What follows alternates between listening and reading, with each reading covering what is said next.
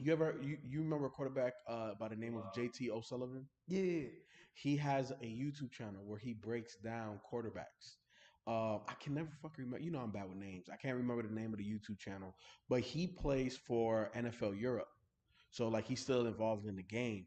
And I sent it to Ken. I'm pretty sure he didn't watch it, but he broke down why Baker's not performing, Mm-hmm. and just like his wide base, just a lot of like little intricacies as to like where he needs to get better, and this is why he's struggling. And it's just like you watch that, and it's like the talent can't overcome the lack of precision in the art of quarterbacking. Mm-hmm. You know what I'm saying? Because he also broke down Trey Lance, and he was like, Trey, especially out of the shotgun, has this weird first step, and he's like, it's just a lot of wasted motion.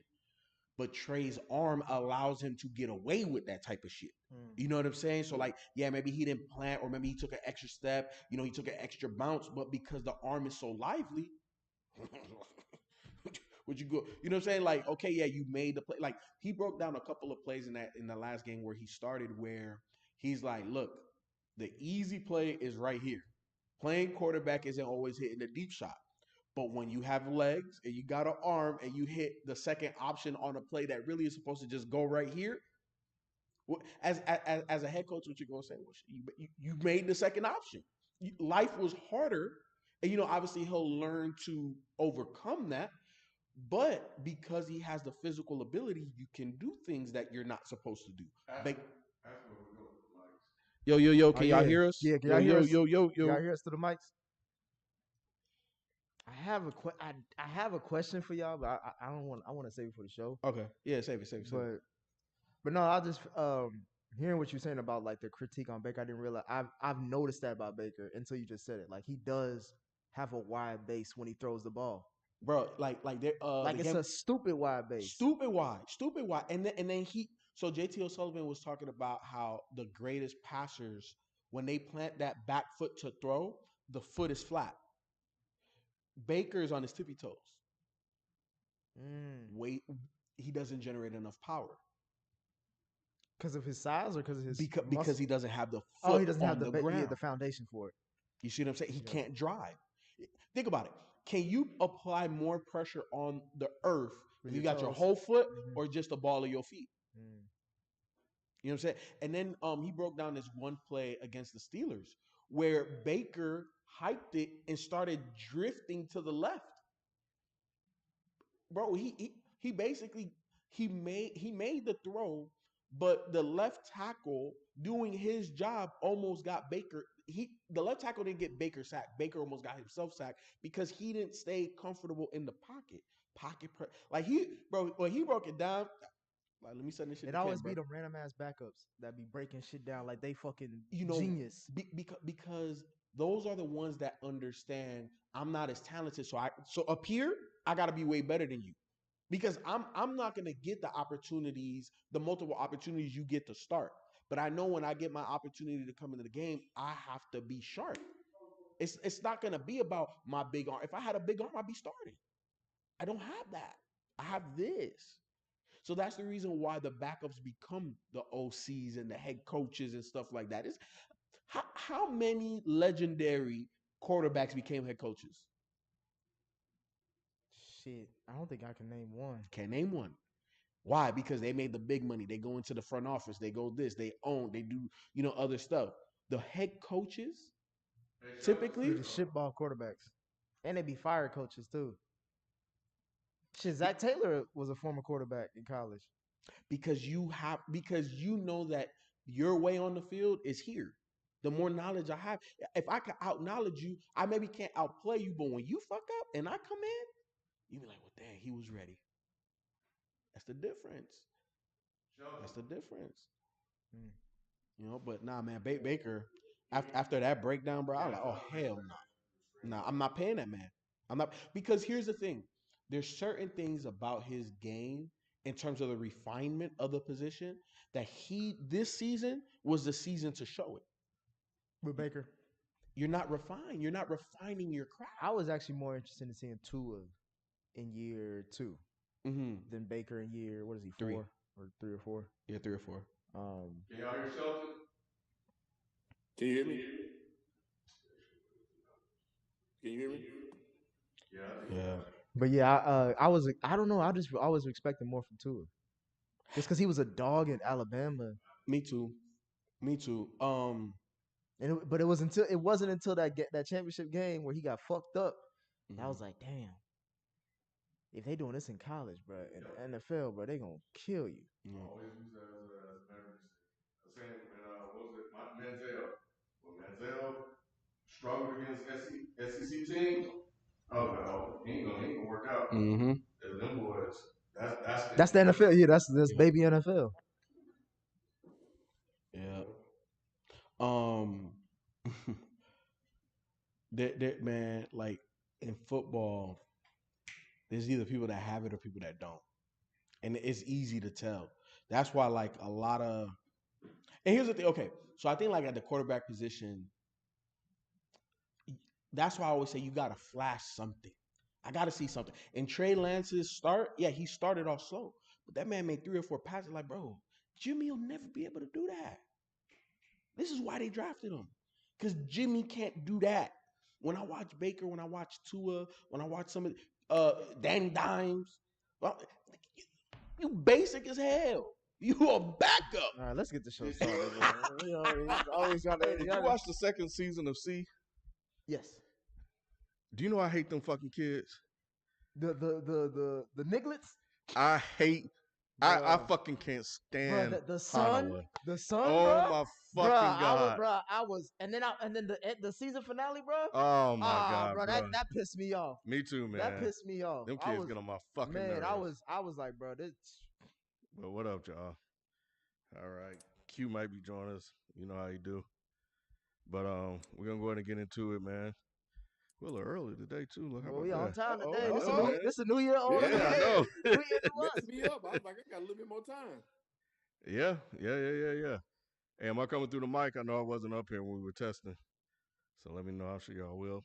But Sheldon, what you sipping on tonight? That Benadryl? Water. Just water. Damn, my iPad dead. Ain't that some shit? Damn, Ken. Ain't got no charger around. Yeah. Oh, it's coming on, but maybe I turned it off. I don't know. Anyway, let's get into it. This is the place where sports opinions collide. Dead End Sports. I'm your host, Kenneth B. Inch. Joining me on the show, we got Feefo 24/7. What it do, man? We in here. Nikki Duce. What's going on? What's happening? And joining us virtually via video, Shelton J. What's happening? What's good, man? Cool, man. And Julian. Yeah, that 12 days of frames thing went up by accident. I meant to take that out. That's why you saw that. But you know, we're gonna work on that this year. But because I had scheduled those in advance. Okay. But anyway, we're back, y'all. And for those of you that are subscribed to the show, you already have seen the videos. And we told you guys last year, Dead End Sports 365 is going to be a thing this year. And so far, we have delivered. Mm-hmm. Sometimes more than one video in one day. So yeah, man, you guys got a number of videos from me. Feefo just uploaded this first one today. Yep. Not Nick, but B has done like 2 or 3. Yep. Nick working on his, and Shelton has done one as well too. Yep. And I also spoke to, what are their names? Manny and Q. They're gonna be joining the party as well. They're down, and you may even get a video from the OG 12 Kyle. Oh shit!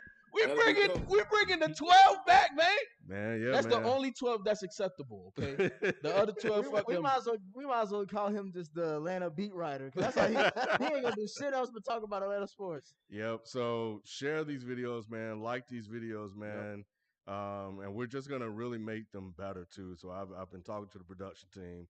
So we got some stuff in the works, man. Can you know we are a show of upgrades? Dead End Media is a show of upgrades. The most important thing that we can do is start what we said that we're gonna start. We'll figure out the rest.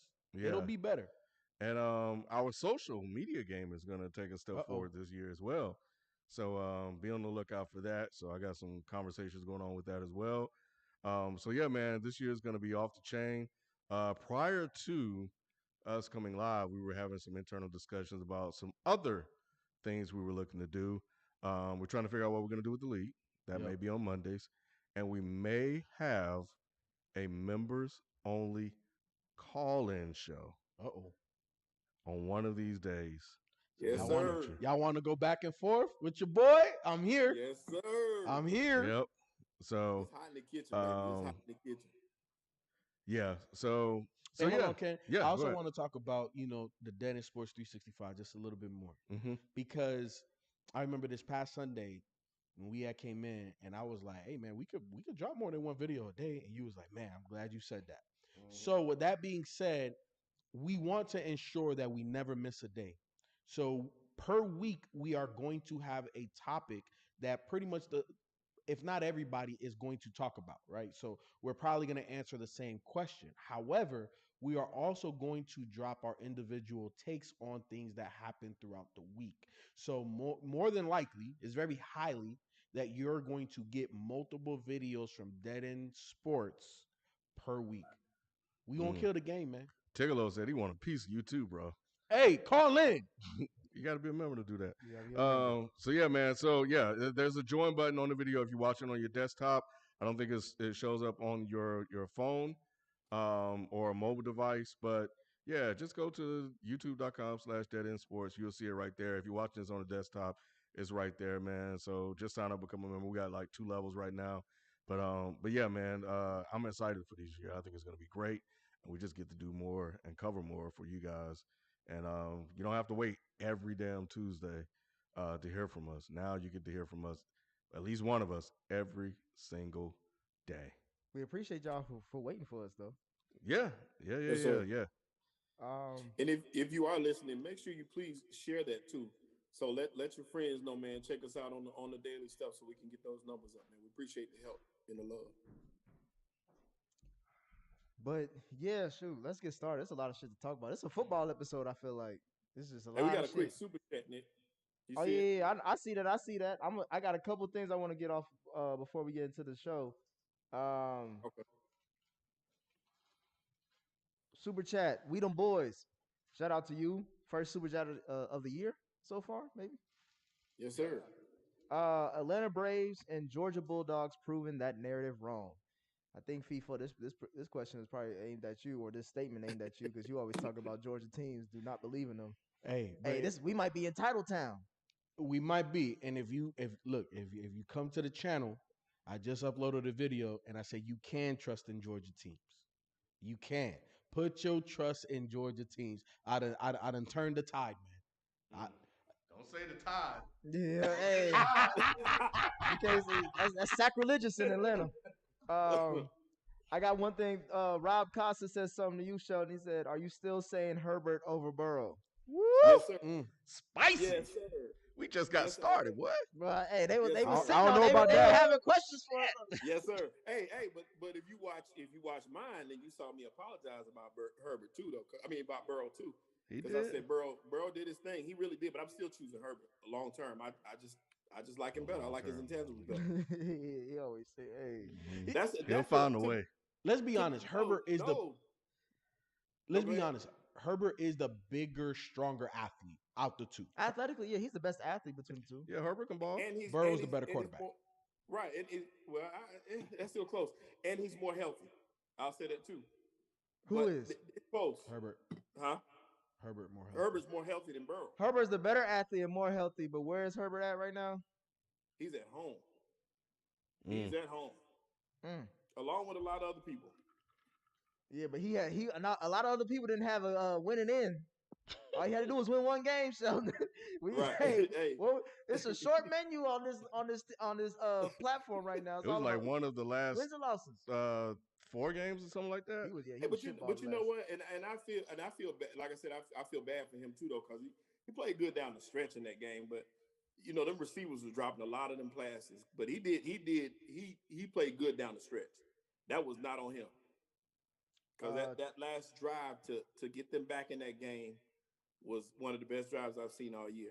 That was like an 18-19 play drive, and you couldn't ask for more than that. Still lost. Let me get into this. One more super chat before we get into the show. Tavares 6, shout out to you. Been watching Dead End since I was in high school, and you guys are definitely stepping up your content with Ball and content with Ball the show / podcast. Appreciate it. Appreciate it, man.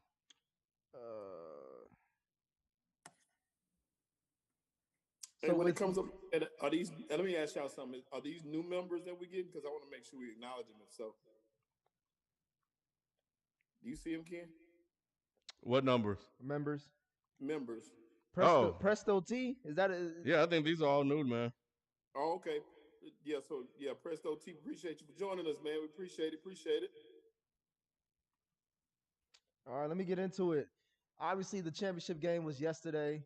College football season is officially over. What did y'all think about that game? Man, I couldn't have asked for a better start to 2022. You know, if you have been following this show since 2013, you guys know I fucking can't stand Alabama. I hate Alabama on all levels. And I'm sorry if you live there. I'm sorry if I'm offending you, but it is what it is. I don't dislike you. I dislike Alabama. But I like Bryce Young. I liked Tua. Mm-hmm. I hate Alabama. But while yesterday was great, I felt nothing, Nick. Honestly, I felt nothing because I didn't put any emotions into the game because I just knew Georgia was going to find a way to lose. And they did, but what they did last night, they didn't do in the past. They actually fought back and found a way to win the game. They were given gifts because, you know, the Bama players got hurt. But hey, shit happens. You know, it is what it is. I don't care. So, you know, but yeah, man, I thought it was a lot of fight, a lot of resolve. I felt like they learned a lot from that game. They talked a lot about how they got mollywopped in that game, and they backed it up. You saw it. They played every single down like it was the last, and they didn't relent. Even when they were going for what could have potentially been the game tying score, most football teams when they're up like that, they kind of play a little soft. Them boys kept coming. And they found a way to win the game, man. And you know, here we are. So yeah, the Allstate guy, the insurance man, went out and got that shit done, bro. So it was You talking about what's his name? Stetson Bennett. Stetson from State Farm. that's what he built like. Feefo, What up? did Georgia win it, or were they just playing Alabama's second string? Georgia won it. I feel like in that game you saw that they took a lot of lessons from the SEC championship. You know, the resolve that Ken was talking about. You know, when you lose that game, and were they the favorite in that game too? They were the favorite about 2.5 points. When you've been the favorite all year, and you get a perennial dynasty coming in and they take your cookies, you got to come back and stomp on their neck. And that first half was, you know, it was low scoring. Mm-hmm. Everything happened in that second half. And you could just tell like the lessons were learned. I was telling my wife, I was like, look, when you have two really good teams, it's hard for a good team to beat another good team multiple times. Mm-hmm. It is. I think that the team that typically loses, they have more to play for. And to me, Georgia you saw it. They wanted it. After that first half, what was the big man doing? All this shit y'all talking to. Okay, watch this. And they had that swagger with it. You know what I'm saying? I think Georgia, they won this one. It had nothing to do with Alabama. It had everything to do with Georgia. Georgia took their cookies tonight that night. You saying the same thing, Shelton? I mean, you win the game, you win the game. So I give Georgia all the credit in the world because I really thought that Bennett was going to be the factor. I felt like he was going to be the negative factor for them because I didn't think he could handle that pressure. I really just thought he was going to crack under pressure. But you said cracker under pressure? Yeah. He did say that. But he proved me wrong, man. He really, really did, and they came out and took it. But I really felt like Williams going down hurt Alabama. That's just my true feeling. I felt like he would have helped loosen up that defense some. and help that running game a little bit because they couldn't do anything. They really couldn't do anything. You're relying on people, even though you're relying on 5-star players to come in and play in the championship game is different than just coming in the regular season game. You know what I'm saying? So that's a little different animal in itself. So I just felt like if he had stayed out there, it may have had a different outlook to the game. But shout out to Darion Kendrick, man. DK is a guy from Rock Hill, South Carolina, but he played corner at Georgia. He won the MVP of the last game. Um, he won championships at Clemson and at Georgia. He transferred he was kicked out of Clemson. And he went to Georgia and was all conference at both. And he was a standout on both teams. So shout out to him, man, for making a good comeback. And I said this was the best season ever for him because not only did he come back and beat Clemson and knock them out virtually in the first game of the season, he came out and won the championship. So that's how you shove it in somebody's face. When they kick you off their team, you come back and beat them. I think we need to start keeping an account for how many times throughout the year that Shelton mentions a South Carolina player or some type of shout out. Somebody needs to record that. Ken, I'm surprised you said this because I had the same sentiments as far as not feeling anything about the win. But it was different from your reasoning because when I was watching that game, that first half of the game was just horrendous as entertainment. But if you love Smash Mouth football, you're going to love that type of first half. The second half, it was just kind of like I could tell Bryce had no type of chemistry with these receivers. And obviously, when you read up upon it, they're all like freshmen or barely had any touches with the first team. And they were dropping wide. Like, this motherfucker put it in the nigga hands. I remember that third down. I think it was in the third quarter or the fourth quarter. You catches it there in the red zone or at least maybe even get some yak yards and get a touchdown. And I'm just sitting here thinking, like, if Georgia doesn't win this game, when are they going to ever win it? Yep. Yeah. Because you're not going to find Alabama this hurt this deep into the playoffs. And even a hurt Bama still was up 9-6 on a Georgia team that was fully loaded. So that's where I was just like, I'm happy that Georgia won because they deserved it. They worked hard for it. They did what they needed to do. But my question is following up, and I'm glad Q was here to join us. Can Georgia repeat? I think they got some recruit Mathis something that's supposed to be pretty good. But they can't be throwing these damn white boys out here, bro. Stetson actually thought he can run away from that black guy. He did, and then on that strip fumble, he actually thought he was gonna get away. It's clear he never ran away from a black man before. That quarterback for Georgia, I was just like, he is just not it. He thought it was a couple of times he thought he was gonna scramble, and everybody just walked him down. So I think they definitely need to go black, man. It's over. Saban unadjusted. Everybody's adjusted, man. It's time. Get some color behind that line. They let Justin Fields go. Man, I was gonna say if they didn't let Justin Fields play quarterback, they're not gonna get no black quarterback. That was it. So if you let him play, who you gonna let play? Everybody hated this dude, Stetson Bennett. Even white Georgia fans hated this guy. And I guess this guy behind him, JT Daniels, whatever his name is, was supposed to be it. He was supposed to be, but he's shitball. Yeah, but I don't think he's that good either. So no. So yeah, they got his name is Dwayne something Mathis, I think is his name, and I think something happened to him and he didn't get a chance to play. But if they get a brother with talent, I think they could repeat because they're only losing 2 guys. Alabama lost like 7, but you know how they roll, bro. You know how they roll. But and I think the thing is, are you trying to build a Bama-like dynasty? Because you wanted Alabama. They wanted to play no other team for the national championship except Alabama. That shows a lot about their mentality and their belief and their confidence to win. But are you prepared to build a dynasty and continue and basically take that crown permanently? That we'll see. Hey, Ken, Mathis transferred to Temple. Oh, well, shit. So he got up for that. Yeah. What's up, surprising he transferred to Jackson State. That's where everybody going. Hey, Q, what you think about the title game yesterday? Can Georgia repeat? Hell no, it ain't gonna repeat, man. This is like, what y'all think, man? Like, it's Georgia. Like, Hey man, you can trust Georgia teams, man. Stetson, he look alright, but that whole walk on local story, I'm not feeling it, man. Like to me, Bama gonna re-up, Saban about to come back with a vengeance. That's how it happens all the time, man. It's like Empire Strikes Back. Is what it is. You know, it's gonna happen again.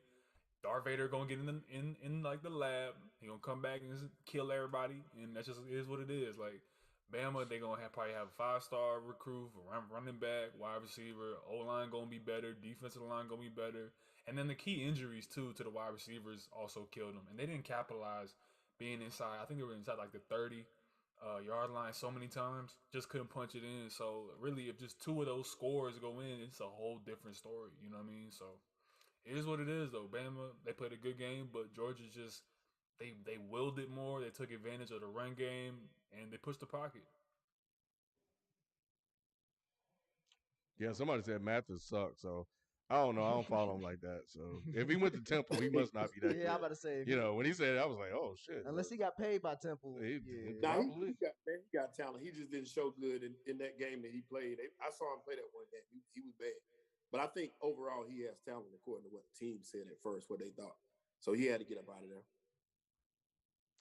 All right. Well, that's college football. Let's move on to the NFL. Said it was going to be a football episode. We haven't talked football since last year. And we got a winner for our weekly picks since the regular season is over. Oh, yeah. Yeah. I hope y'all didn't forget that. You must have won then. Hell no, I ain't win. No. The whole time, that second half of the season, I was just trying to get my points up. That's why I was picking motherfuckers that going against the favorite. But yeah, I tallied up all the totals. And for the weeks 15, 16, and 17, Ken, as far as our picks, Ken went 6-0. Shelton went 6-0. Feefo went 5-1. And then I went 500, 3-3. I gave Feefo an extra point because we also had an extra part for the college football playoffs as far as who would be the matchup for the championship game. Feefo was the only one that got both teams right. So what was my record? You went 6-1 for that weekend. Hey. So here's the tallies. Mm-hmm. Here's the totals. Out of the 4 of us, between me and Ken, Shelton, and Feefo, Ken was number 1. Dang. 40-20. Yeah, Ken was number 1 with an asterisk, but go ahead. Ken was number 1, 40-20. Sheldon, you ain't even pick 1 week, so I don't even know why you would. Right. That's why I say he was an asterisk, because I did pick in the chat. You just didn't count it, but that's cool. Bro, you picked at halftime. We ain't counting that. Shelton, you were in second place. You were the first to lose. You were 37-18. Feefo, you were 37-21, came in third, and I came in last, 35-25. So, but y'all know me. Y'all know I don't give a fuck about the regular season. We all about the postseason. Yeah, I'm not. Like I said all the time, I can't pick games for shit. So I'm actually surprised. I'll take it. But I think towards the end of that, I was just playing defense. You was looking at Vegas odds. Yeah. He had a lucky year this year, man. He won fantasy. Oh, whoa! Go ahead and finish that statement, but make sure you get it right. You the Stetson Bennett of dead end sports right now. He said you're doing as good as a white man right now. Before you get into that, Nick. Uh-oh. That man got to sit up. He had to sit up, and he gave out that sigh of relief. He about to get something off his chest. Hey, from now on, y'all need to address me as champ. King Ken. I got it. You know me. Take the E off my last name. Yeah, it's 2022. You guys don't know because we've been out, but yeah, I told y'all that if I got in the playoffs, in the fantasy football playoffs, I'm gonna win it all. I said it on this show, and I'll be damned if I didn't win it all. I was trying to avoid this. You can try to avoid it all you want. Because you got that punk ass win off of me. This felt like that Steelers championship in 2005 when they busted up Carson Palmer's knee because they knew he was gonna beat them. That's what you did. Look, I lost by less than 2 points. Less than a point, actually. I lost by less than a point to this nigga. Man, Dalvin Cook went off. I got Dalvin Cook played at the last minute. and I put him in the lineup, bro. And I cursed myself because I was talking shit to you that whole week. So I was like, that's why your punk ass got Dalvin Cook and I So got yeah, you beat me in the regular season, Ooh. but you know what Hey, we say I about always- them playoffs, I right? always say the play. Yeah, so I won it all, and I told y'all, man, I ain't even I just this was just off experience, man. I've been playing since the '90s. I ain't even play or try hard, bro. So imagine if I was really on my shit. So yeah, I think I done won a title 4 years in a row, something like that. So yeah, you and I made the playoffs, Nick. I know we did. Are we the only ones? Well, Feefo team got busted up, Yeah, so he has a Hey, man, legit excuse. ain't no excuse for that. Shelton didn't. He ain't got no excuse. Yeah. We told him his team was We trash told when he us Steve was started. trash day one. Day one. And what happened on the And I last day? finished They got sent to the I finished dumpster. right behind Nick. Me and Nick had the same record. It ain't about the records, bro. My team was way better than yours, and my guys were more hurt than yours. I lost multiple guys, multiple weeks, and we still put numbers on the board. We were like the second in the league in scoring. So there was a clear difference between mine. You just called he called teams when they were hurt. That's what happened. No, to him. the game was about strategy. He did I won my last 5 games. Playing a bunch of people who got beat up by COVID and injuries and all kind of He stuff. tried to Brady his way into the playoffs. It didn't work. you play to win the game. That's all that matters. But anyway, so that's where we are with that. So congratulations to thanks everybody for playing.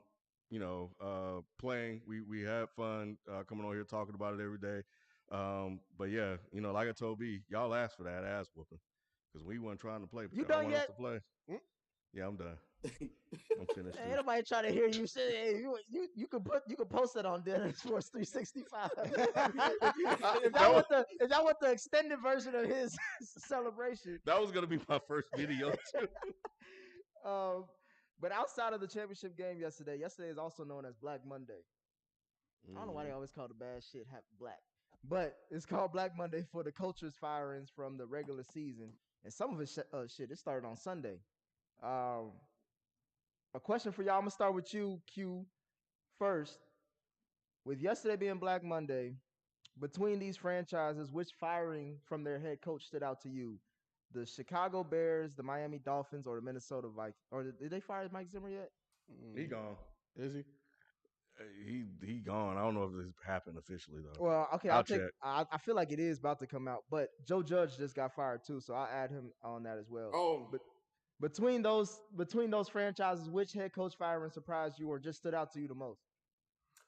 Obviously, Brian Flores. Obviously, like you know what I mean. When it comes to, it's just giving me Jim Caldwell vibes. You know what I mean, where you see it where the black coach come in, he take a team that wasn't anywhere near success, puts them on the brink of success. And yes, they started off pretty shaky in Miami this season, but they got it together, man. They had Tua was out for a couple games. They started getting the defense right. They started getting people back on track. The offense started to click a little bit more. And for them to let him go right when they're on the brink of probably about to be solid next year, probably a playoff team maybe next year, they're probably going to bring in some white dude. If it's not a Jim Harbaugh type, if it's not somebody who's a premier name, they're most likely going to flop. And I think that they're going to have egg on their face like Detroit is right now, going through 2 different coaches, thinking that Jim Caldwell was not the answer. Then they go to Matt Patricia. Matt Patricia gets ousted by the players, disrespected by the entire team. And then now see where Detroit's at. They cheering for getting 1 win in a terrible, year. So Miami can be in that same very position very soon if they don't get this hiring right. But I think that it's unquestionably Brian Flores as the black sheep. Like, really, that's what we did. So the others make sense, though. You know what I mean? Chicago makes sense. New York makes sense.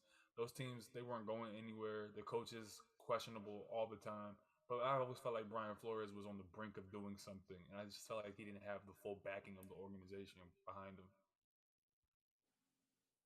What about you, Shelly? That's 110% correct, Q. Also, man, that won 8 of 9 games with that lineup being what it is. Yep. And he had a good team, but I think that the disconnect was they tried to make it. It would seem like he had a disconnect with the GM as far as Tua was concerned, and him and Tua kind of got into a kind of a dispute at one point. I'm understanding, and he really was pining for them to add Deshaun Watson as well, which the organization was against. So that's what they're trying to say it was all about. So it's crazy to me though, still to let a young coach like that go. You got a young gunner that's winning, and what I was going to ask y'all too about that was which one was worse, him or Jim Caldwell? That was my thoughts too. Q was the same thing. I didn't know which was worse. I was like, both of them are awful moves. Mike Zimmer made the most sense to me though, because that was an underachieving team. To me, Minnesota was one of the better teams in the league, other than some questionable quarterback play. But if you take the roster as a whole, Minnesota has all the pieces to be not just a playoff team, but a dominant playoff team. I don't see how they could have kept that situation like it was. What about you, FIFO? For me, Brian Flores. You're talking about a head coach that took over a flailing organization, and I'm from Miami. You know what I'm saying? So, this one really hurt. Because we're on the path.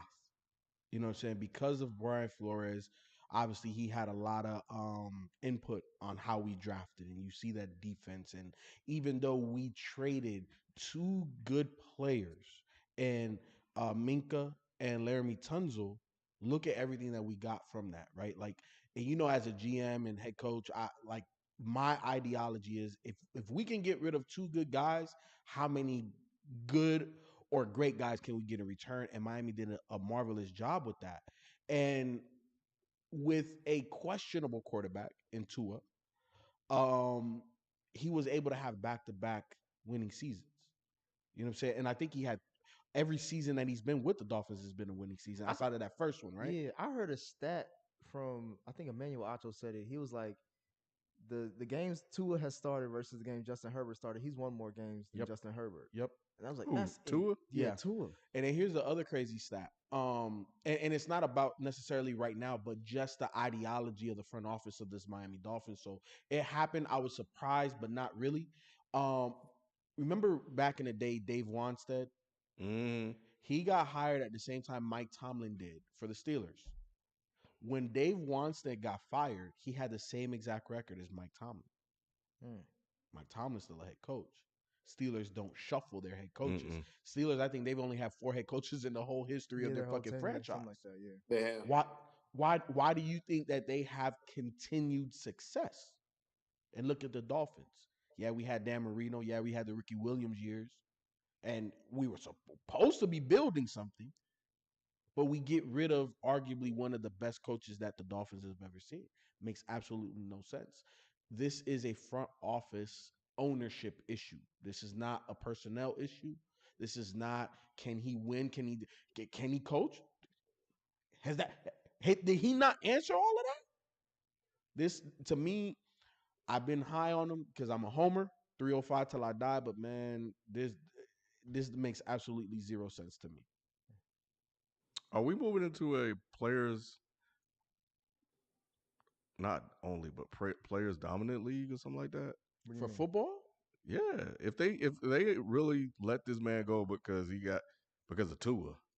I think Tua's just the icing on the cake. I mean, come on, man. Like, you can't deny the man's winning success. So, well, they also said that his relationship with Greer was very strained as well. Yeah, that's what it was. That's what it really boiled down to, his relationship with Greer. Oh, okay. And Tua was just a part of that. The disagreement about Tua was a part of that disconnect. And you know what? To me, what the overarching issue is here, I think this all stemmed from the Deshaun Watson thing. And I think that when you are the head coach, it's like, I know what I have. And I'm not saying I can't win with this guy, but winning a championship is going to be very difficult. But if you give me that other guy and you leave me some of these guys I already got now, I know I can win. And I think that rubbed Greer the wrong way. Obviously, it's going to rub Tua the wrong way. And I think don't say rub when you come talking about Deshaun Watson. I knew there was a massage joke coming around. Hey, I think the Miami Dolphins, they said no to the trade because Deshaun asked for 2 massages, 2 free massages every month.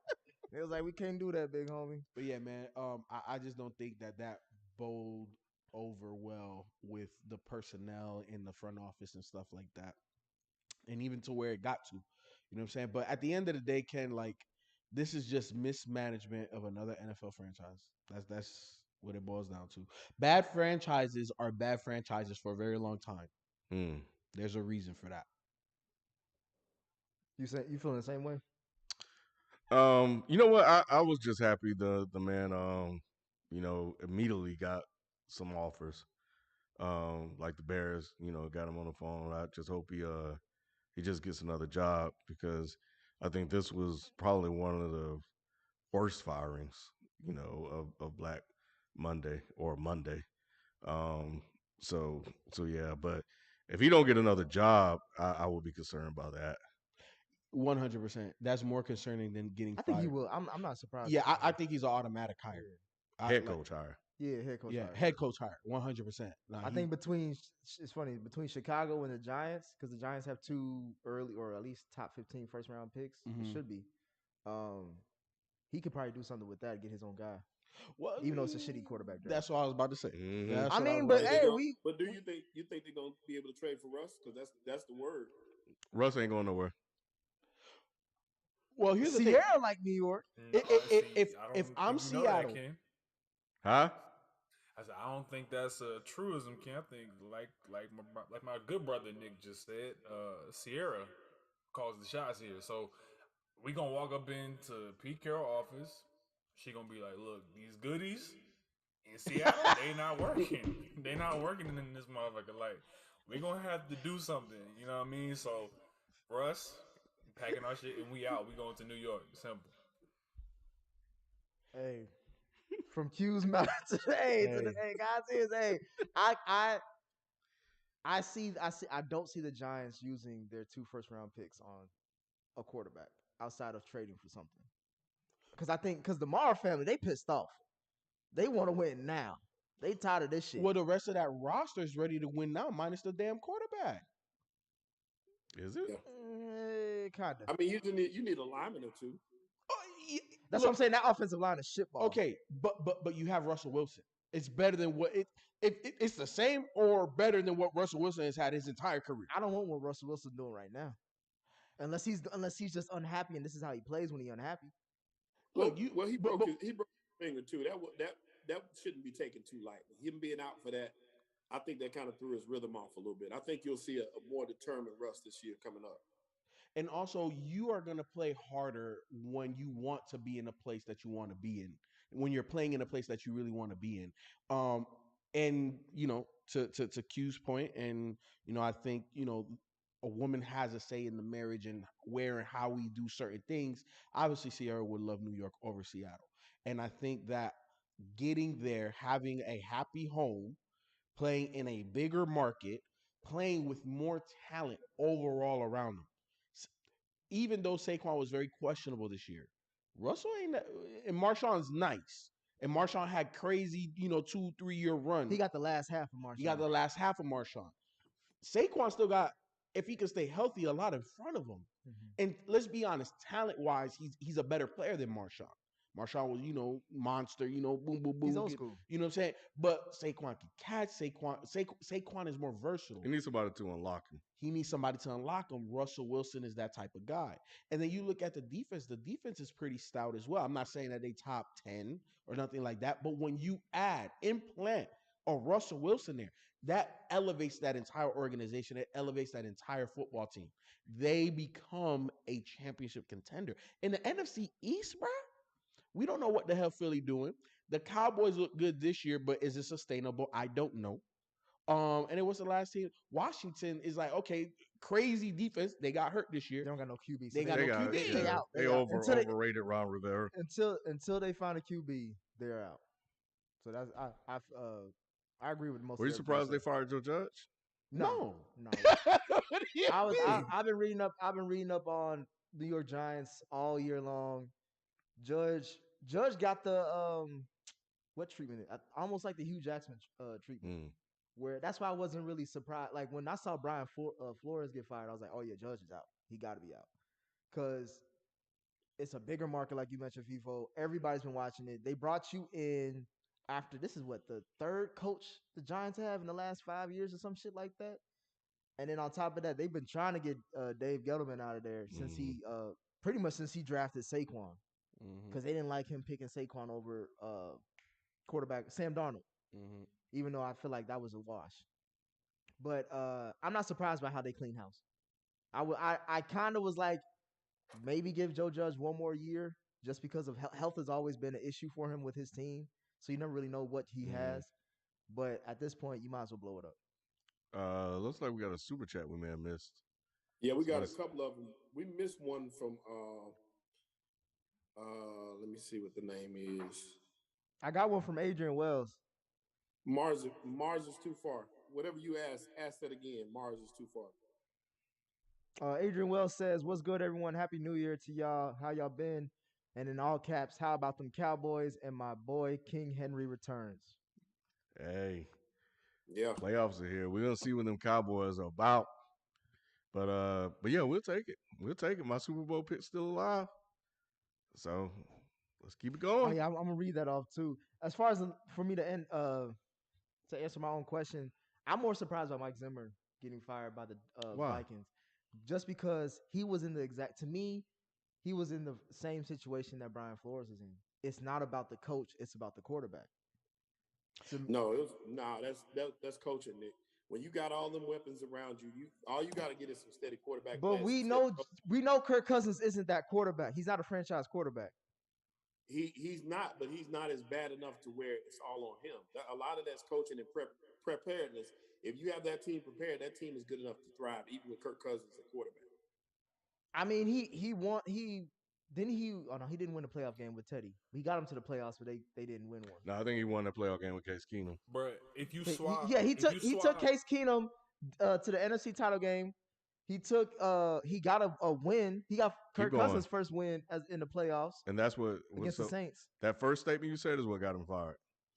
He took Case Keenum. He won a playoff game with Case Keenum.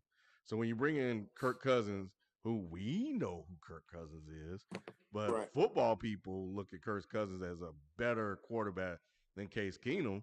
So he should have been able to do more with more talent.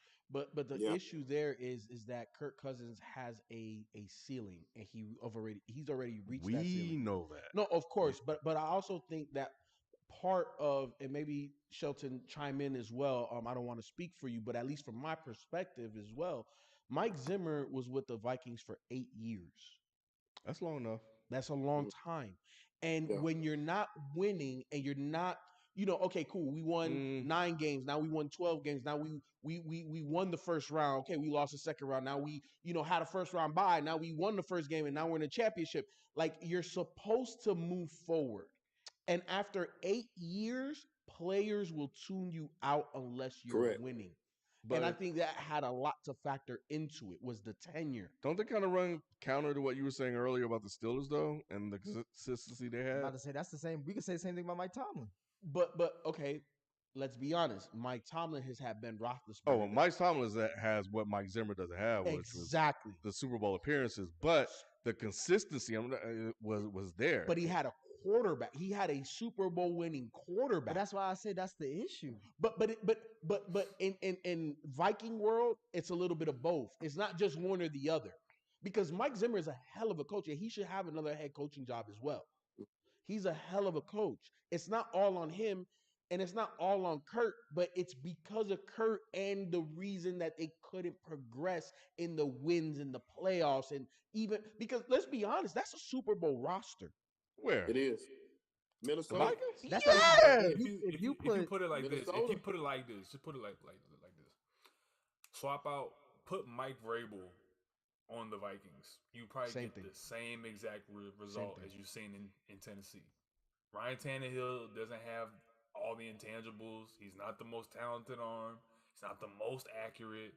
But with Mike Vrabel knowing how to coach the defense to play their spot, which they're not the best defense either, but they have a good running back, and that's the entire engine of their offense. And then when he went out, you saw that his system took over, and his coaching staff took over.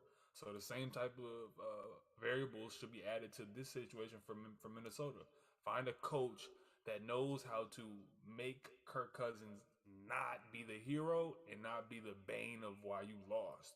Right. Make him make the throws that have to happen. Rely on Dalvin Cook. Make him the star. You have Justin Jefferson, who's going already a top 3, top 4 wide receiver in the NFL. You have a good defense.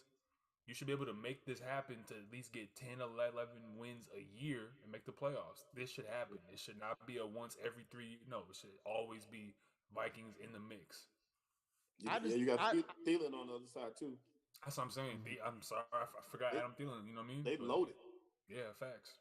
Yeah. And Nick, before you go, another thing too that what was the hammer swinging the nail in the coffin? They're in the same division with Green Bay, and you got to play Green Bay tougher than that. Because look at the other teams. In Chicago, who else is in that damn division? The Lions. The Lions. That's what I'm saying. Okay, we're not even counting. You can throw out Chicago right? too. We could, to a degree, throw out Chicago. It's the two at the top, and they don't compete. They don't. When you look at Green Bay versus where the Vikings are, do you feel confident in the Vikings stealing one from them? No. And again, it's not one or the other. It's a combination of a couple of things. I just took it as it's easier for us to cut Mike Zimmer for the reason that you said than it is for us to find another QB in Kirk Cousins. And just like in the Atlanta Falcons situation, do you know how much money they owe that man up there, bro? Even if you found a trade, you cannot absorb that type of cap penalty. Which is why when they signed him, I was like, this is the most ridiculous contract I've ever seen. All I guarantee. It was crazy. And you know what else it was losing some of those games down the stretch that they really needed to win.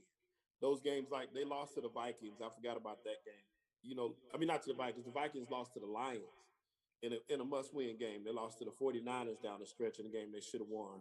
They lost to Cincinnati. Game 1. They lost to a lot of those games that they technically on paper should have won. You know what I'm saying?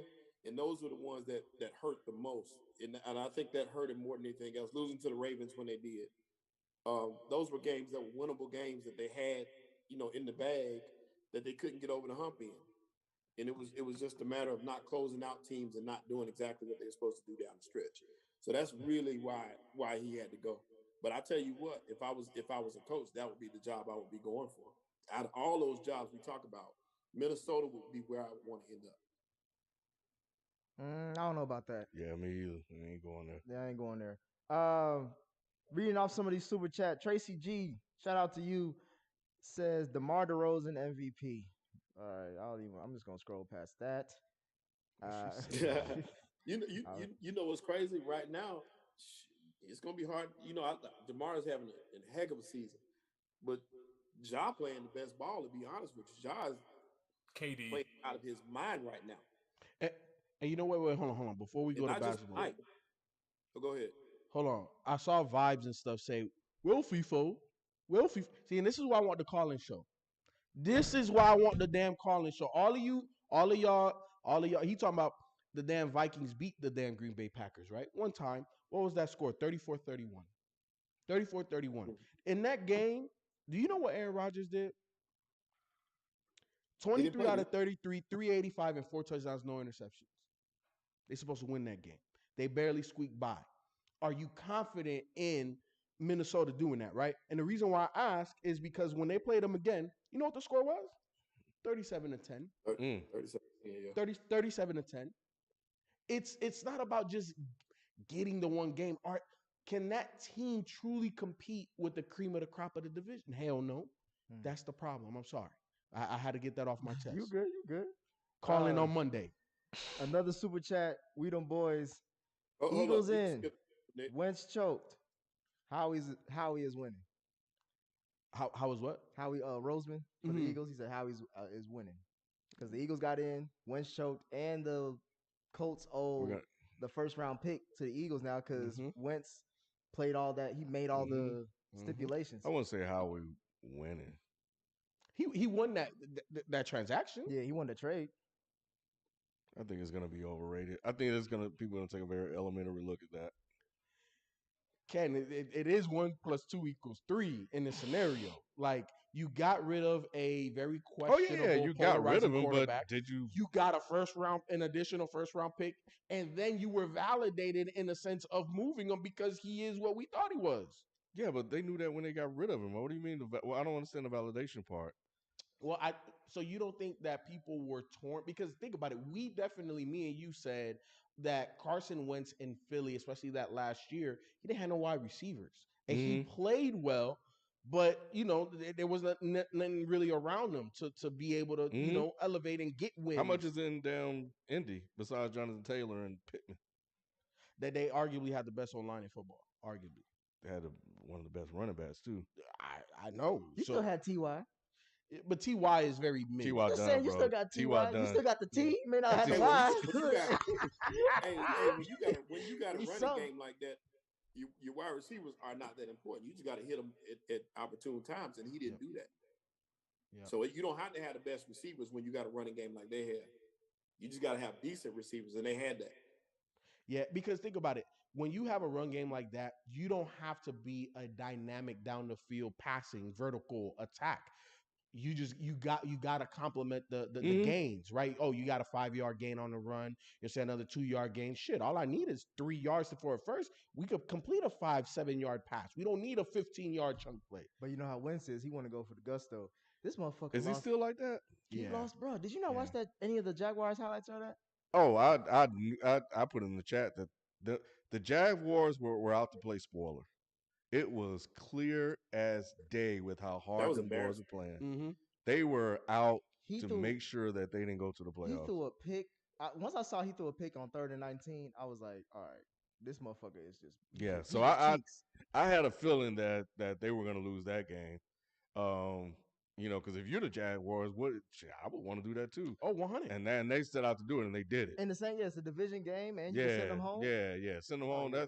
That's sweet if you're them. A message. And it was 26-11. It was embarrassing. They got handled, and I wonder if they walked into that game like I'm actually looking at Frank. Like, Frank, did you not have those guys prepared to avoid this trap game? Like, did you just think because they only won so many games that you were just going to go ahead and run these boys over? I'm going into that. Rob Costa asked on the super chat, who's the most shocking non-fire in the NFL this year, and why is it not Matt Rule? I would take out Matt Rule and say Frank Reich. Why? Didn't Frank Reich just get hired? No, he was there for a couple of years. He's been there about as long as Brian Flores, if not longer. And my thing is, what the hell has Frank Reich done for him to keep getting all these chances, and for people to say like, oh, he can fix Wentz or all this, because he had one good year, which is now an what is that shit? It's an outlier year for Carson Wentz. No. That was not the true Carson Wentz. We're not doing that to Frank Reich. Frank Reich is an offensive genius. He is who y'all think Shanahan and all them boys are. He's who y'all think what's his name in LA is. Frank Reich is that guy. Like, it's not his fault, bro. The defense is just trash. The defense not that good. The Colts defense didn't show up against Jacksonville. That's we blaming the Colts? Hold on, how much are you giving to the Colts versus Carson Wentz? I'm saying that Carson had his best season probably since the MVP season. And it's not Frank Reich's fault that there was, just the defense falling off and just a bunch of errors that Carson Wentz made towards the end of the season that kind of put their season in jeopardy. I think that you got to look at it like this. Rivers, the year before, Phillip Rivers was on his last leg. And they went like 9-7 or something, like 8-8. And they were like pretty much in contention. It wasn't a great season, but you have to look at what he was working with. Then you come into this season and you're one game out the playoffs. He was just on the Eagles and won the Super Bowl in 2018. So it's only been about 3 years, dude. Like, so you gotta give him at least 2 more seasons. If he seasons, absolutely. Get the fuck out of here! Hey, Q, what's going on? What's up? So I did have to look it up. Yeah, Carson Wentz was 27-7 in terms of touchdowns to interceptions. In a good season. Okay, so you're saying it was a lot better than I thought it actually was. So you're saying his best season is him not making the playoffs? Carson Wentz's And season him or throwing Frank Reich? him throwing a pick, him having two we can turnovers. say that about Herbert too, bro. He didn't make the playoffs too. No, but Herbert's young. I know, I understand, but I don't think that's a good. No. What I'm saying is this. I'm saying this whole It's thing, a good bounce back. This whole thing was set up by Frank Reich. But do you? So I just read you the stats, and I understand they didn't make the playoffs, but like that is a good bounce back season for him statistically, right? Well, we always tell Sheldon it ain't about statistics. No. You gotta look That's deeper. what You got to look. No, I'm saying you got to look deeper into the numbers. That's not what I'm asking. No, I'm saying like, but when it mattered, 27-7 is great if you're going into the playoffs like that. And you can 27-7 is great for anybody playing the quarterback position in the National Football League. It is, bro. Like why? With that being the game, it's winner get in. That's not how am I on the outside on this? Because you're looking at it from a micro perspective. We're telling you a macro perspective, especially for a quarterback that was very questioned by everybody. And let me finish that off. He's still questioned. See, here's the thing. 100. Whole 27-7. Yeah, those are great stat lines. It really sounds good. But in the times when you need a quarterback to step up, what you do in the NFL and what you do on a team like that, he never did it. He didn't do it. They won some games where he passed. He won a couple games. He didn't even throw 100 yards. But that's coaching. That was the coach went in with that. And if you got a guy like Jonathan Taylor running all over the field, are you going to pass it? Hell no. Are you going to pass? We're going to run 30, 35 times a game. Are you going to pass it? I'm going to say this. If you had any other QB, a top 5 QB outside of Carson Wentz, are you just going to run the ball with a guy like that, or are you still going to throw some balls around? There's only, but you're naming 5 people. No, I'm just asking the separate. I'm just asking the separate questions. They still threw the ball, but if you're running the ball highly effectively, have you ever seen a coach take out a QB, a franchise leading QB, just because the run game is good for a consistent amount of games? Baker Mayfield? Yeah. I'm saying, it happens. So you consider Baker Mayfield franchise QB? He's their franchise QB. Russell Wilson at the beginning of his career. Come on, like I'm not. Bro, it's not that. Don't get me fucked up. I'm not saying that Carson Wentz is the greatest QB. I'm not saying that. I'm saying that number one, who are the Colts gonna go get? And with a guy doing 27-7, you can't really replace that until he falls off. Unless there is a much better option out there for you to go get. Okay, word. If you trade Carson Wentz for, Russell Wilson, yeah, you make the trade every time. If Aaron Rodgers says, I want to go to Indianapolis and I'm good, yeah, of course you want to do that. But you're not getting off of Carson Wentz to go get who? I'm asking this question. It's the same thing. What I mean? Let me ask you this question, Q. We can move on. Did you expect the Colts going into that game to win that game? I didn't expect the Colts to even be in contention this year. So for them to even be in that position, I was like, oh, okay, cool. Let's see what happens. And that's what they expected. So am I the only one who had expectations for the Colts going into the season? No. Did they? Absolutely not. They had expectations. And it goes to show you his stature, because they kept, how many times did they call Phillip Rivers to come back? You know how many times they called him this year and asked him to come back? Handful of times. That shows you what the quarterback was about. Handful of times. They did not believe themselves. And yeah, like I said, they won a couple of games, but they won in spite of him most of the time. It wasn't because of him.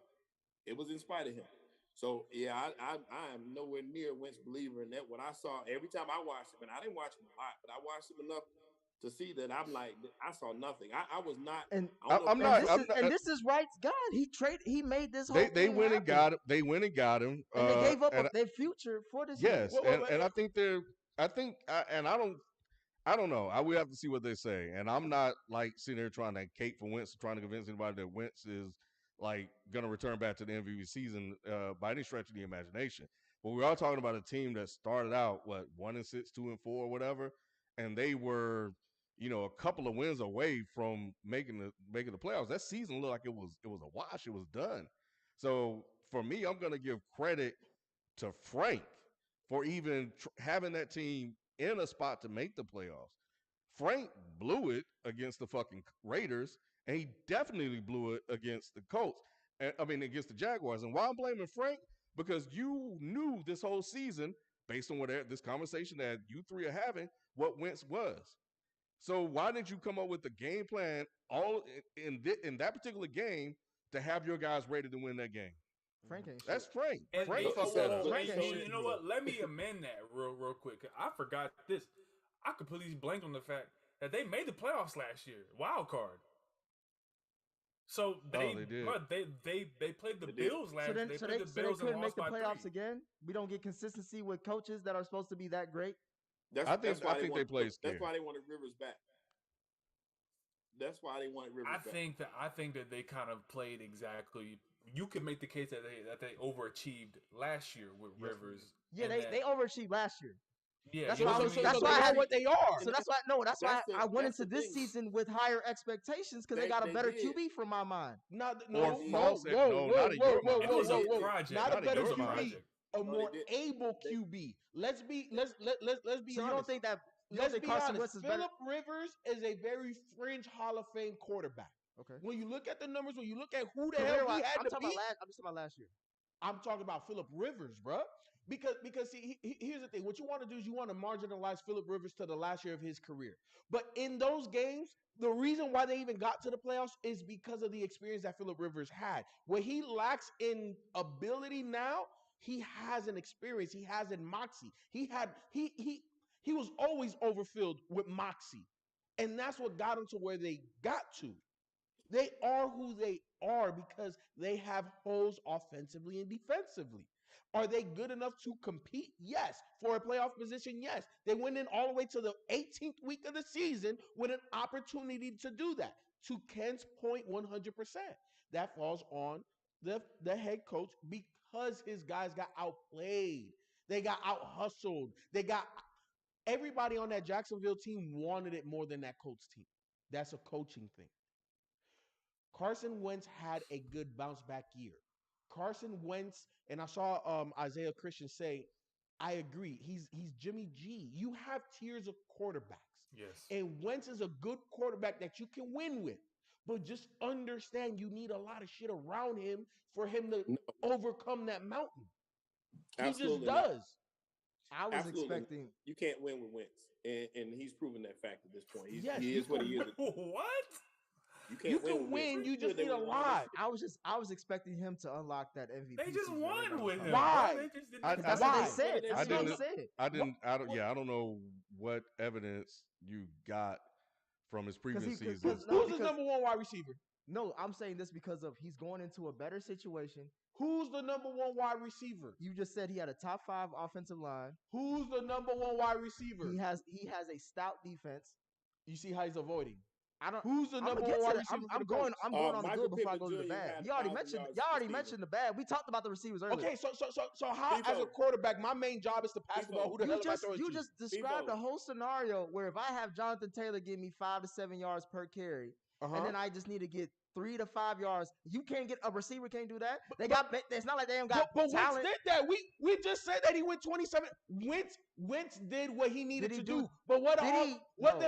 else did I say? He needs abundance Feefo. of talent. No. Feefo. Wentz didn't do what he needed to do because he needed to win that Pittman Jr. game. Had 1,000 yards receiving. He had a receiver. Yeah, I mean, the thing of it is he had the top running game outside of Tennessee in the league. I mean, the man underachieved. Regardless, they expected to be. If you go back to the preseason projections, they expected them to be this playoff team doing these great things. They expected them to elevate by adding a quarterback that was youthful and could kind of move around. They were going to rebuild Carson Wentz, is what they said. Well, it didn't happen. 27-7 seems like a pretty good rebuild to me. Coming You off of damn what y'all right. were saying, y'all were literally saying, and by y'all I mean the people who think Carson Wentz is just the worst QB of all time. Y'all were saying just that. Oh, Carson Wentz is a train wreck. He throws picks all the 27-7 is in that Jared Goff, Jimmy G. He's in that tier where it's like, okay, limit his mistakes and make someone else the star and rely on a good defense. What was? And then Let go me to ask the you. playoffs. Let me ask you. Hold on, Let me hold ask on, you one question. Hold on. Before you ask your question, Shelton, you said that he had 1,000-yard wide receiver, right? The thing about wide receivers when you're playing with a very middle of the road quarterback is that The quarterback may or may not have a little bit of playmaking in them, but those wide receivers need to have playmaking in them. When you look at the San Francisco 49ers, look at what the hell Deebo Samuel's doing. And Michael Pittman had that at times. You He know, made some big plays. He did make some big plays, but has Michael Pittman really elevated to that level of wideout yet? You know, the best thing I saw from Michael Pittman this season was when he scored that touchdown and he didn't even cheer. Because they had lost the game. Yep. He did not even celebrate. Thanks. And I'm like, that's a guy that he don't care about all the other stuff. What but I think we really need to.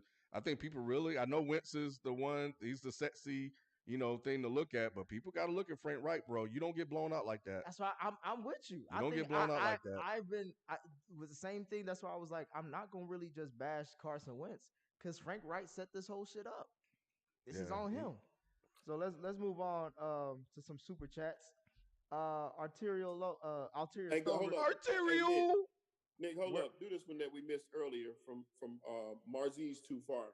This was way early. Sorry about that, Marziz, for missing you. He said, where do you see Ben Simmons going and your thoughts on the Sixers? Next. No, I'm joking.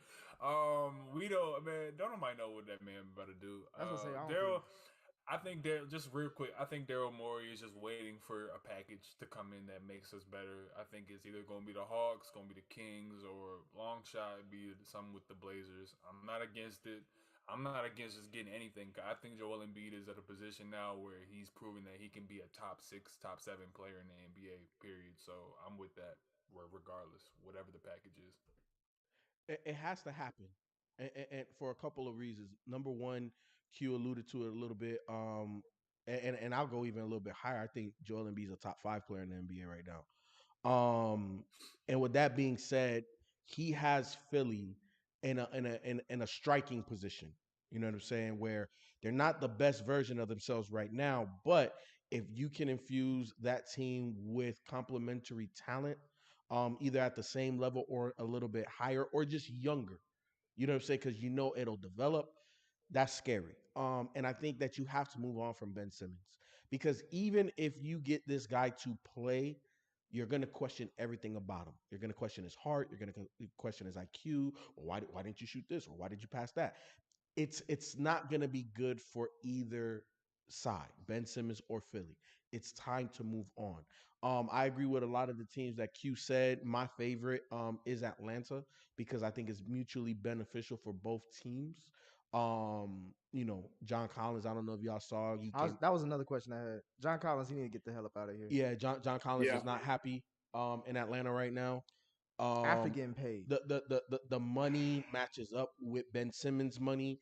Obviously, Cam Reddish is having a good season, which he's upping his trade value. You could throw a guy like Gallo in there. I think that's what I saw. Now, here's the thing, though, that I saw recently about this whole Ben Simmons thing. Daryl Morey is a wheeler dealer, and he wants to shed some more contracts. So he's trying to attach Tobias Harris to any Ben Simmons deal. So he's trying to blow up the team. That's not blowing up. That's retooling because he already said, I have to get an all-star caliber player in return at minimum, right? So Tobias is owed $79.6 million over the next 2 years, if I'm not mistaken. 79 over 2 years? Or 76.9 or 79.6. He's stupid money, right? So you're talking about damn near $40 million a year. Damn near $40 million a year. Right. So, and you got to remember when Tobias signed, he signed like a max deal. Yeah, he signed like 120 something, right? So I get it from Daryl Morey's perspective, but understand that from Philly's perspective, to make this happen, you're probably going to have to get a third team involved.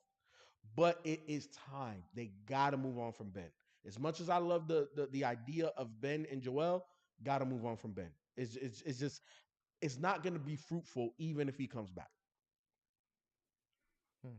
You got any more, Shelton? Or did we caught up? No, we had another one.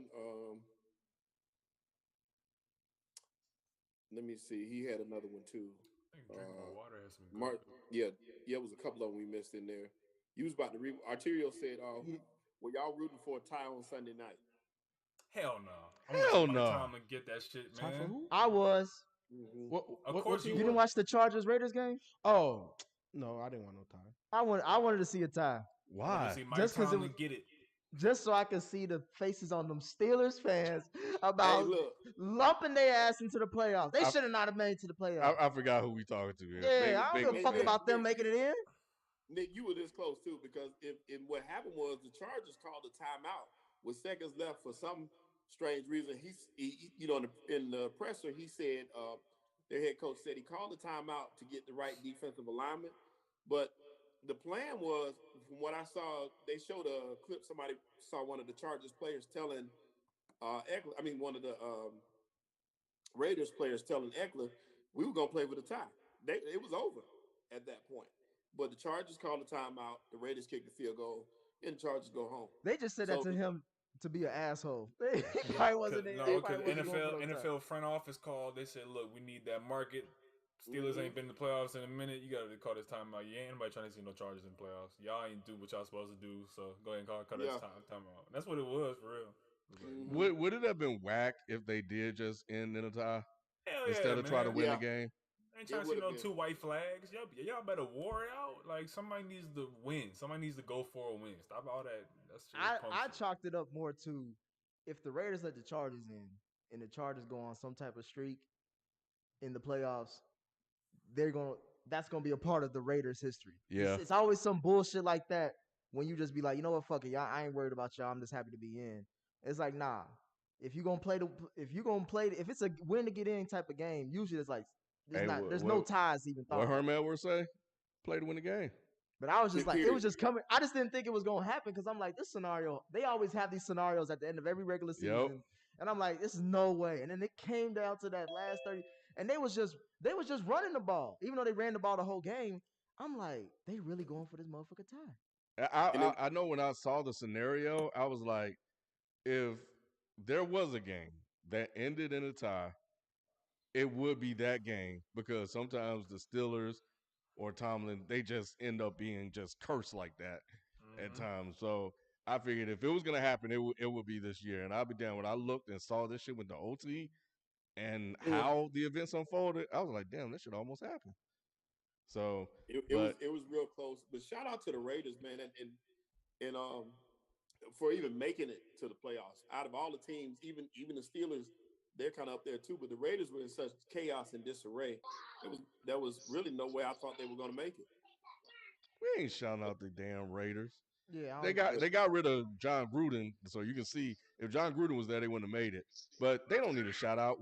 You right about the team that need a shout out, the goddamn Steelers. Yeah. That shit shouldn't have happened. But they had some injuries and hey Manny, turn your sound down, Manny. They had some injuries and some other stuff going on that was kind of crazy. So I think the Raiders did. Oh. Nah, we don't give a damn about the Raiders, bro. They got success out of racism. Nobody cares cool about on that right. shit. Success out of racism. The only reason why I give a fuck about somewhat give a fuck about the Steelers getting this just because of Mike Tomlin keeps his record. What is it? 15 seasons. Yeah, when they won that game against the Browns, it was secured that he wasn't going to end with a losing record. That game against the Ravens just kind of solidified. Now it's a winning record. Yeah, it's a winning record. Yeah.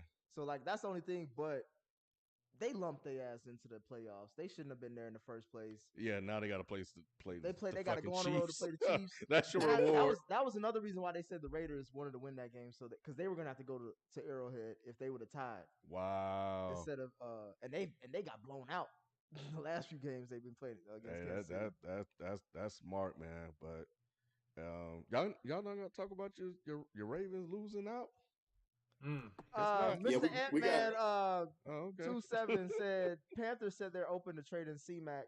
Where does he possibly end up? I say the Cleveland Clinic. FedEx. that nigga, I would not trade for that. I would. Not right now. Hell no. I would. You can draft a running back every year. Yeah, but with his what up, B? First of all, how much is his what's his contract? What would the cap situation look like? Let me look it up. Because I think there are teams that can utilize him in the capacity that you should utilize him. The number one team that I think that should try, if they can. I know they just recently paid a lot of people, so I'm not sure what their salary cap situation looks like. But if I'm Kansas City, that's the bruh. You right, bruh. You're right. Yeah. Because the way that they will utilize him, like he's not gonna be running up the middle. Like you're Why would you give up you're assets gonna for him? maximize what CMC does. He's depreciated value though. Huh? Why would you give up assets for him though? You know, you have no leverage in that regard. Because if you're because you're well, Carolina is giving up the depreciating asset. If I'm Kansas City, I'm in win now. These future picks that I could potentially have that I may miss on, I know what I'm getting with CMC. But you also have to make a smart investment. You know what I'm saying? You're not just gonna give up value for a depreciated asset. You know what I'm saying? Like for real. Like to me, if I'm a GM, right, I'm looking at it like, well, why would I go out and more, you know, even if it's a third or fourth round pick, why would I give you value for something that by the minute is depreciating? Like he can't stay on the field. Honestly, I don't see them trading him. I see them just either reworking his contract or cutting him outright. I don't know if they can cut him because I think it's too much on the cap. But if I was a GM, I wouldn't make that trade because I'm like, well, why am I going to give y'all, even if it's a third or fourth round pick? Why would I give y'all something for a guy? And he's like Nick said, he's a running back. As a GM, I have all the leverage because I can find another Christian McCaffrey in the draft easily. No, you can't. Name me the last Christian McCaffrey in the last 5 drafts. Who? Last 5? In the last 5 drafts. Last 5? Who's a Christian McCaffrey? Bro, I'm sure that if I scour through every you shouldn't have to scour. You know the 30 teams in the NFL. Name me the starting running backs that are Christian McCaffrey like. Kamara was found in the 3rd round. He's better than Christian McCaffrey. In the last 5 years? Kamara's been in the league a little bit long. Well, has he? I don't know. I think he's been in the league 4. He's not better. How's our You got Kareem, you got Zeke. Alvin Kamara's not better than Christian McCaffrey? Absolutely not. He's absolutely not better than Christian McCaffrey. Jonathan Taylor was a 2nd round pick. Right? He's just healthier, but he's not better. Whoa. Absolutely not. Have y'all watched Christian McCaffrey play? Have y'all seen Alvin Kamara? Bro, I love Alvin Kamara. Dalvin Cook. Exactly. Is Alvin Cook 5 years? Exactly. Speak on it. But 5 years is going back to 2016. Miles Sanders is just as good as bro. Now you reach.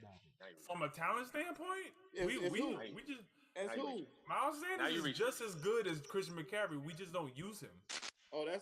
We literally do not use him. He would be 1,000 yards. I like Miles Sanders, but I don't think he's as good as Christian McCaffrey. So 2017. What season did he rush and receive for 1,000 yards?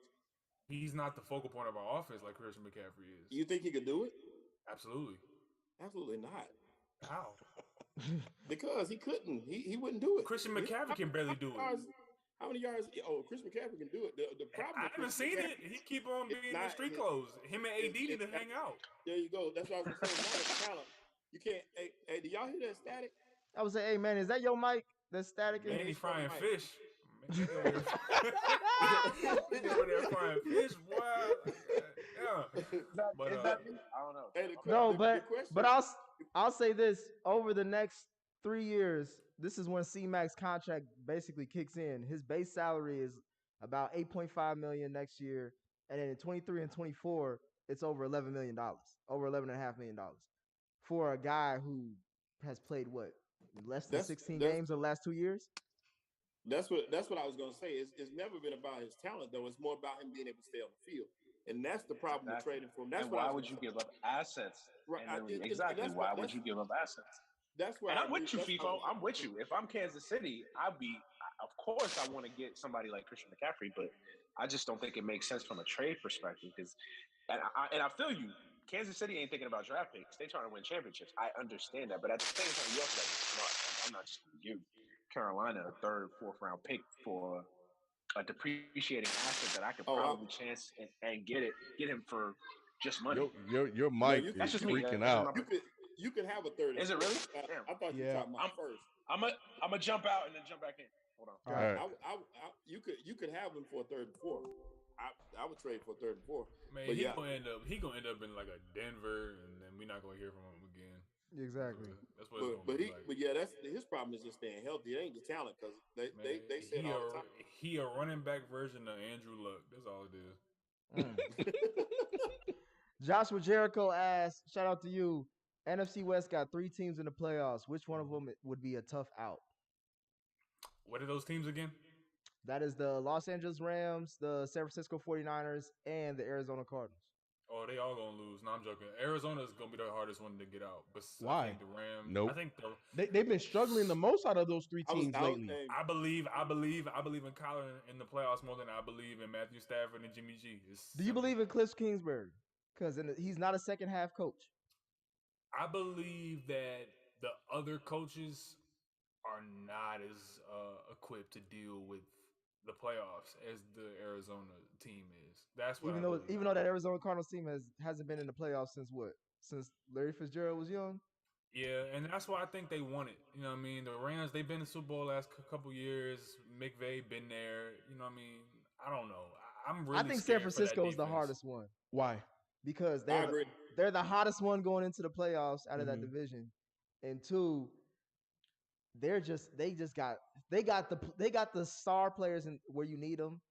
The only issue is just the quarterback. That's my No, they have a second issue. That's secondary. That secondary is weak. But you know what though? San Francisco is the scariest because that's you're right, people. The secondary is kind of shaky a little bit, but that defensive line got so much pressure coming that you got time to hold. All you got to do is hold your own back there. Just hold steady a little bit because that defensive line is coming. And them boys is fierce. They're fierce. And that team believes right now. That's really all it takes is a little bit of belief, and they got a running game. They proved what they can do to the Rams. They punched the Rams in the mouth, and that's what they're going to do to the other teams too. I'm just scared of that San Francisco team. Yeah, to me, I think the easiest out of those 3 is the Cardinals because I agree with you. Where the coach, what's his name? Kingsbury is not a second half coach.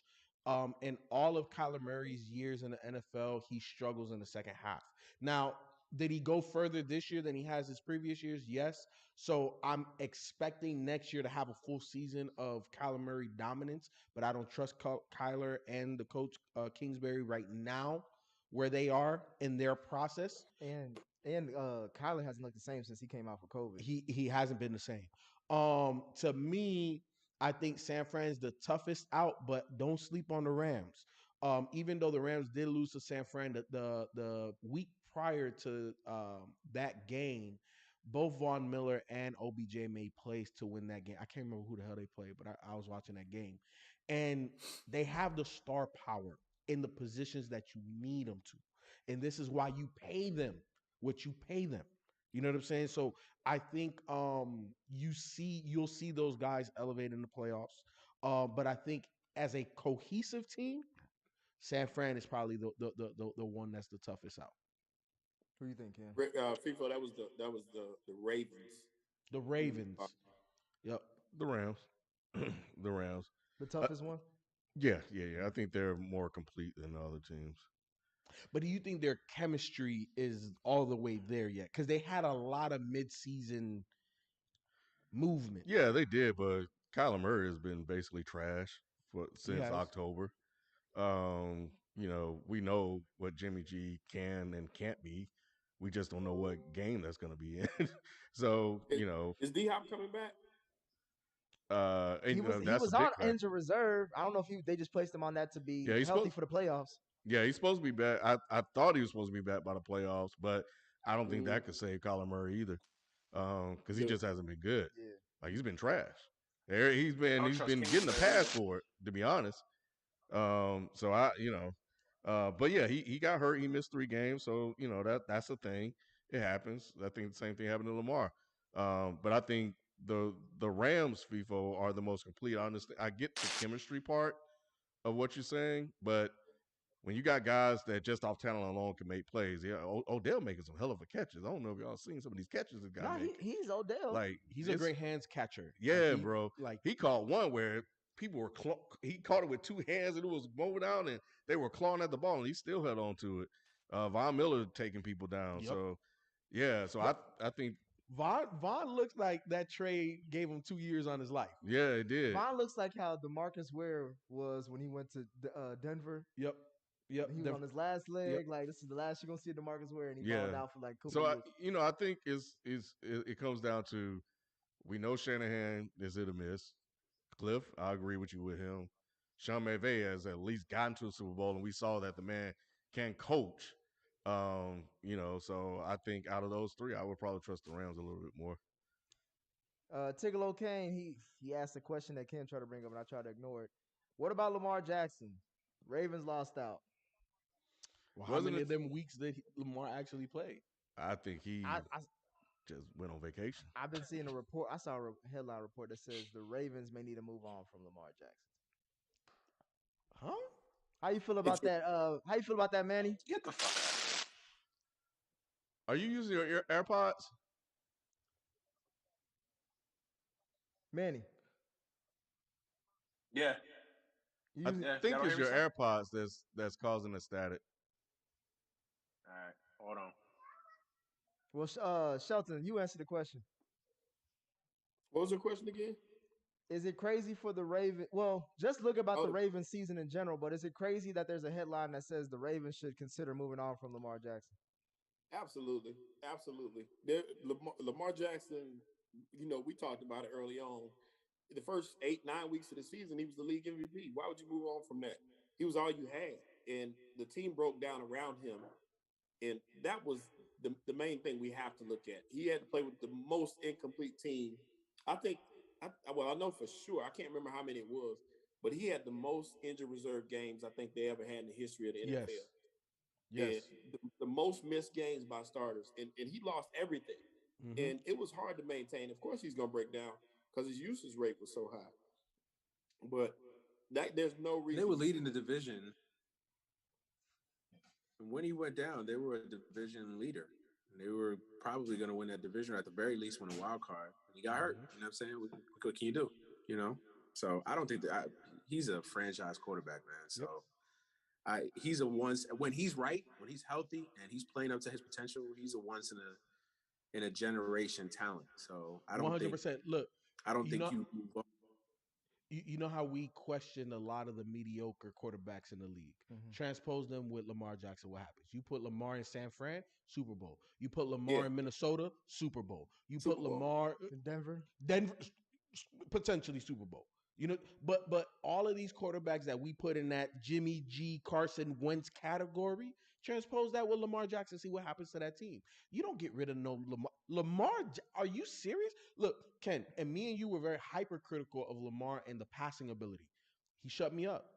I can't complain about that because I'm not expecting him to be Peyton Manning, but I need him to, be able to throw the ball consistently downfield. He did. He showed me that. Let me ask you this question. Let me ask all y'all this question. The only reason why I give some kernel of truth to that article is because over the next 5 years, who's going to run that division? Joe Burrow or Lamar Jackson? It's going to be you can't look at football. Yeah, it's one or the other. You can't look at football like that, man. Joe Burrow's one injury away, one situation away from. I'm just saying, one healthy. Obviously, we're just talking about. It's not basketball, man. It's not basketball. Football is a weird sport. There's a lot of parity. You don't know from year to year. I mean, I can't build my team thinking, oh well, Joe Burrow. First of all, if both of them are healthy, I still take Lamar Jackson, and that's all due respect to Joe Burrow. But I still. That's why I'm really asking you that question because when healthy. Let's take injuries out of it. If these are the two healthy quarterbacks over the next 5 years, who do you think will win more of the division or will dominate that division more? And you say Lamar? I still think the Ravens. Because I don't trust Zach Taylor. Number one. Number two, the Bengals have more raw talent than the Ravens do. Like, of course, anybody could just watch the game and just see that the Bengals are just oozing with talent, but. Again, I just still think Lamar, when he's right, he changes the game. Can't guard it. He just completely he's just a fucking unicorn that was just put on earth to fucking play football. He's different, bro. Correct. And that's all due respect to Joe Burrow. I love Burrow, but and even in saying that though, Manny, you're 100% correct. Even in saying that. What does that mean about Lamar? Even if Joe Burrow can be perfect, but what does that have to do with Lamar? What you gonna get rid of him to get? You can't go get Joe Burrow. So what? Who's the replacement? Yeah, right. To your point, everybody always talks about no, let's get rid of this quarterback or let's get rid of that quarterback. But who are you bringing in? Who is the replacement? First of all, find me 10 guys that are better than Lamar Jackson. Correct. Not 10 guys. You could probably find 5, maybe. But 10, 15, no way. Like, who's the replacement? Right, and even in that, there's only so many quarterbacks there's less than a handful of quarterbacks I would trade for Lamar Jackson. Mm-hmm. You know what I'm saying? And y'all was having a conversation earlier about Carson Wentz, right? And I have my issues with Carson Wentz, but again, everybody wants to get rid of these quarterbacks. These guys don't grow on trees. Like, if you get rid of Carson Wentz, who are you bringing in? Baker Mayfield? No. Who are you bringing in? Like, you know what I'm saying? You trade up when you're in a quarterback situation. You don't trade down or you don't make lateral moves. And my situation, and like, I just hate when we get into these arguments about like, oh, well, you know, Lamar had a bad year, or Lamar didn't throw for as many passing touchdowns. Let's get rid of him. For who? For who? Who is coming in through that door? Like, it's like my man Rick Pitino once said, yo, Larry Bird's not coming in through that door. Like, yo, Hall of Famers are not coming through that door just left and right. Like, yo, this team's, I'm a Jets fan. We haven't figured out the fucking quarterback situation since Joe Namath. Y'all got like, Zach come on Wilson. now, like these shit. Hey, Zach might be the truth. Who knows? Hey, they say he the next Patty. They say he might, Patty cake man. Listen, I'll be glad if he's just the next Pennington. Hey, I want to go back I'll be glad real if quick. he's just the next Chad Pennington, but you know, I want to go back real quick, Manny. Me and you, we was going back and forth about running back. So I looked up every running back that was drafted since Christian McCaffrey was drafted. What year was that? 2017 is when Christian McCaffrey came into the league. There's only 2 guys that I would say that were drafted after Christian that are better than Christian, and only one of them was drafted higher than Christian. That's Saquon and Nick Chubb. You were just saying who else is on the same level as Christian? On the same level. You don't think Kareem Hunt is on the same level? Nah. Only because I Kareem like Hunt? Kareem Hunt, but Kareem Hunt is a number 2 now in the NFL, where Christian McCaffrey was the guy. Not saying Kareem Hunt can't do it, but we've seen CMC do it. I saw. Was it? If Kareem Hunt was still in Kansas City, he'd Yes. above all of them. But To be Kareem honest Hunt is a number 2 running back right now with number 1 potential, but he's still the number 2. We know CMC is the number 1 guy. And it wasn't just the first round that I looked at. I went through all of the rounds. In this year's draft, Najee Harris and Travis Etienne went in the first round. The rest of the guys, they're not better than no CMC. So to say that we could just replace a caliber running back of CMC, I'm giving up 3rd, 4th, 5th, 6th round. Shit, I might give up a 2nd round depending. But philosophically speaking, and you firing a lot of points. Philosophically speaking, though, a lot of GMs now, whether you think it's right or wrong, a lot of GMs feel like, yo, I'm not investing major capital, whether that be money, draft capital on running backs, because they feel like, okay, we may not be able to find Christian McCaffrey, but we can find someone maybe not just as good, but a slight tick below at cheaper or lesser value, and you're not losing anything. You know what I'm saying? Like, great, if we get a Christian McCaffrey, wonderful. But if we get an Aaron Jones, he's still a decent running back. You know what I mean? Like, you could find guys like that. That's my point. My point is, if you're Kansas City, you brought up Kansas City as an example, right? Yes, of course, you jump at the opportunity to get a Christian McCaffrey. But what is the asset that I'm willing to give up? Like, because I also have to look at it from a leverage perspective. If I'm Kansas City, I'm like, well, Carolina clearly has no leverage because they want to trade him. They want to unload that contract. They want to reset their cap. They don't feel like they're getting the return on their investment. So I'm like, shit, I'm not giving y'all anything less than maybe a 5. I'll be nice. I'll be generous. I'll give y'all a 5th round pick. But I'm not giving y'all anything less than that. Hey, he can't stay on the field, and he's a running back. That's my point. You know what I'm saying? Now, if you're telling me, oh, we talking Derrick Henry, a guy who would have, I know he had the injury, but you know what I'm saying? Before the injury, we talk about Derrick Henry. Like, if I'm trading Derrick Henry, okay, that's a different conversation. But Christian McCaffrey can't stay on the field. I love him.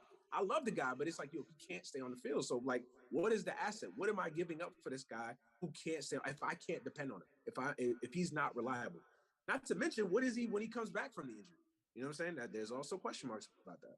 I think it's worth it because of what Darrell Williams and Edwards-Helaire. And they took Edwards-Helaire 1st round. Yeah. So if you can get CMC for a 3rd, 4th round pick, shit, okay. The ghost of Kareem Hunt is haunting the Chiefs. 100%. They have not been the same.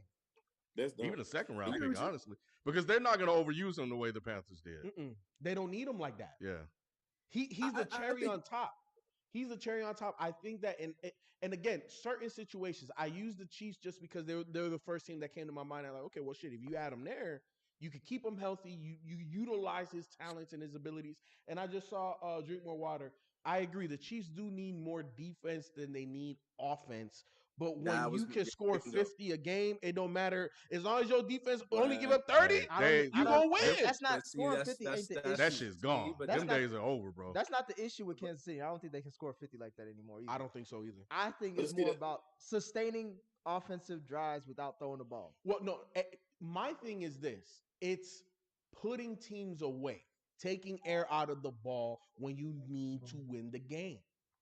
And that's one thing that the Kansas City Chiefs haven't had.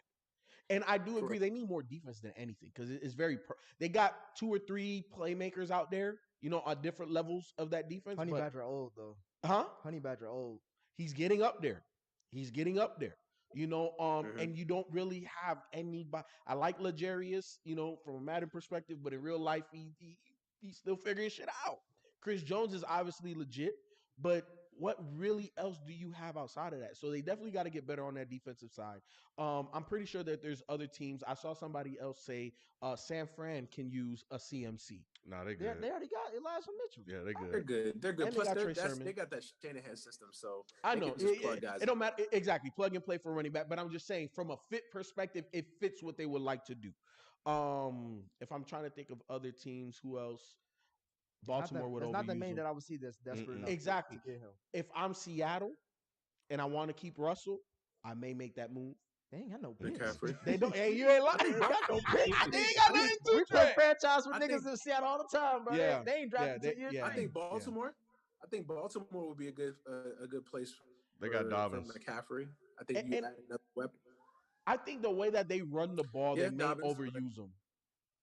Now they Does got he a multiple preclude back you though system. from getting Christian McCaffrey though? J.K. Dobbins precludes you from getting Christian McCaffrey. Yeah, Like, the are we that high on talent and uh, contract? Yeah, he's But younger and he is cheaper. But he's on a rookie deal, and if you trade for Christian, if you decide to cut Christian, you don't eat that cap penalty. So it's kind of is one of those things. Let me get back to these super chats. Tracy G, shout out to you. They say Happy New Year. Raiders in the Super Bowl. Bulls win the title. Westbrook traded cuz Braun. All I know, the Bulls are better than the Knicks, and with that, I'm out. I'll see you guys. Man, yeah. Poor Ooh, Julius so Randle. here for that Poor Westbrook Julius. trade? Boy, Julius is he ain't getting no respect. He ain't Top giving 5 it at his either. position. Trade what? You mean even on the Nick, own what team? you? Okay, you know what, I'm gonna Top go. 5 I'm at gonna his go. position. Hey, look, What you gonna say, Shelton? Who? did you get Marziz too far again? No. I think I missed some, but you go ahead and run through it. Oh, Mars is too far. I keep saying that wrong. Mars is too far. Said, how would you fix the Eagles? I don't know what you mean by fix them. Whoever said they in the playoffs. Yeah, they're in the playoffs. That don't mean shit. I'm They need to saying upgrade. like Fixing the Eagles. they already on a good Fix the path. Eagles. No, And they that's got not. They got like Come on. 25 damn draft picks too in this You- draft. Yeah. They need a lot of help. They need a quarterback. They Okay. They need a quarterback. they may need a William quarterback, Morris. but not this year. They don't need no quarterback. Ain't shit We this don't year that's pull- better than Nick. Jalen Y'all- Hurts. y'all We're not about to overhype this whole playoff thing. No. I'm saying You a tripping. this upcoming QB class. What am I tripping about? Okay, yeah, They you're right don't about need that. a quarterback. So you're Y'all right. need They to they deal can go with one that. more year with this thing. Yeah, he ain't a thing. He is somebody. He's special. They're in But I the think playoffs. they need to get younger. Defensive line, they got old as hell. Fletcher Cox ain't gonna be there that much longer. Defensive line Yeah. to get younger, Yeah. and that secondary need to be looked at since the Super Bowl. I think Yeah, they the got a lot. Eagles are in a decent spot, man. They got some. I think they got cap space coming up, and I also think that they got a shitload of draft picks too. So they're in a really good position. And you got to think about it. Like this year was really kind of sort of supposed to be a rebuild, and they made the playoffs. Now, granted, they kind of got lucky there, but they did make the playoffs. So Look at all the teams they beat down the stretch. Yeah. They Sorry ass teams. You play who's on your schedule. No, we're not doing that. You We're play not doing on your that. schedule. Plus, That's what I was going to No. You're exactly right. They should have changed their schedule mid-season. Nah, that shit's overrated. This playoff run is overrated. They played some of the worst teams in football. Well, it is what it is. I'm sorry. You know what? Wentz had to play Jacksonville in his last game, which is the worst team in the league, and he couldn't get it done. So, what is that saying? Tom Brady made a whole career by playing the worst teams in football. Wentz, he did. Yeah, but Wentz played tougher teams and beat tougher teams than Jalen Hurts did. Jalen Hurts lost against most teams that had a winning record. If you look at the schedule, teams with winning records, they lost those games. I'm sorry. We're not gonna hype this guy up like he did something spectacular. And they basically changed the offense to more run heavy. You still gotta give him credit though, Ken. Oh, I'm not giving him shit. I'm not giving him credit for that. When it comes to Hurts, I rest my case. He made the playoffs. No, I rest he made my the case. playoffs though. Like, oh my you God. can't just ignore Are y'all that. serious? Bro, there's something to be said. You did not expect the Eagles to make the playoffs coming into the season. When I looked at that schedule, first pick. It was shaped up for them to to make the playoffs. No, it was not. No, it wasn't. Why not? They were just as bad as those teams. Look at those teams, bro. They're absolute garbage. No, bro. Listen, did anybody look at it? Am I the only one that looked at it? No. Bro. Do I think the Eagles are this burgeoning power in the NFC? No. I'm with you. I'm not even high on Jalen Hurts, so I'm with you on that.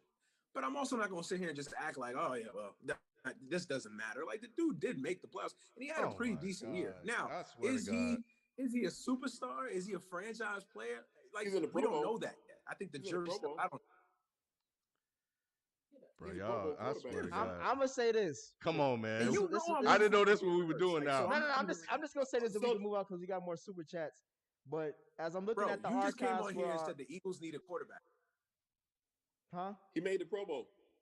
Like, Ken, you literally just came on here and acted like the Eagles basically have EJ Manuel playing quarterback. Like, come on, they might as well. They need a quarterback, bro. They need a quarterback. Jalen Hurts struggled against good teams. Okay, I'm just gonna go off of this. I'm just gonna go off of this. We can move on. When we made our NFL picks for the season, as far as who will win the division and who will come second, Ken, you pick the Cowboys to win the division, and you pick the Giants to come second. So in your mind, before the season started, you was not thinking about the Eagles. That's a big accomplishment. That was a hell of a pick. Yeah, what do we have? Like, somebody had to lose. All right. Tracy G asked. And then shit just shaped up for him, bro. Tracy G asked. Eagles trash. Shout out to you. Which one got to go? Jalen or Jason from Boston? Man, I think Tatum, bro. I'm not giving up Tatum, even though I'd rather have Jason. I mean, Jalen Brown. I like Jalen growing on me, man. Jalen growing on me. Why do either one of them have to go? They don't. Can we stop with this, like, flat Earth conspiracy NBA style that Jalen Brown and Jason Tatum don't work? Sub 500 teams for making the playoffs. So inconsistent. Stop it. Like, made the Pro Bowl. They don't need. First of all, they'd be stupid if they break up that duo.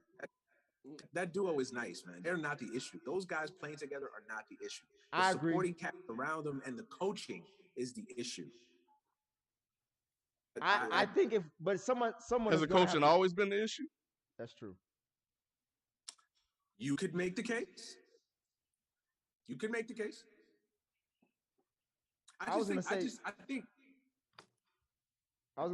say that I think, again, I think I put this in the chat.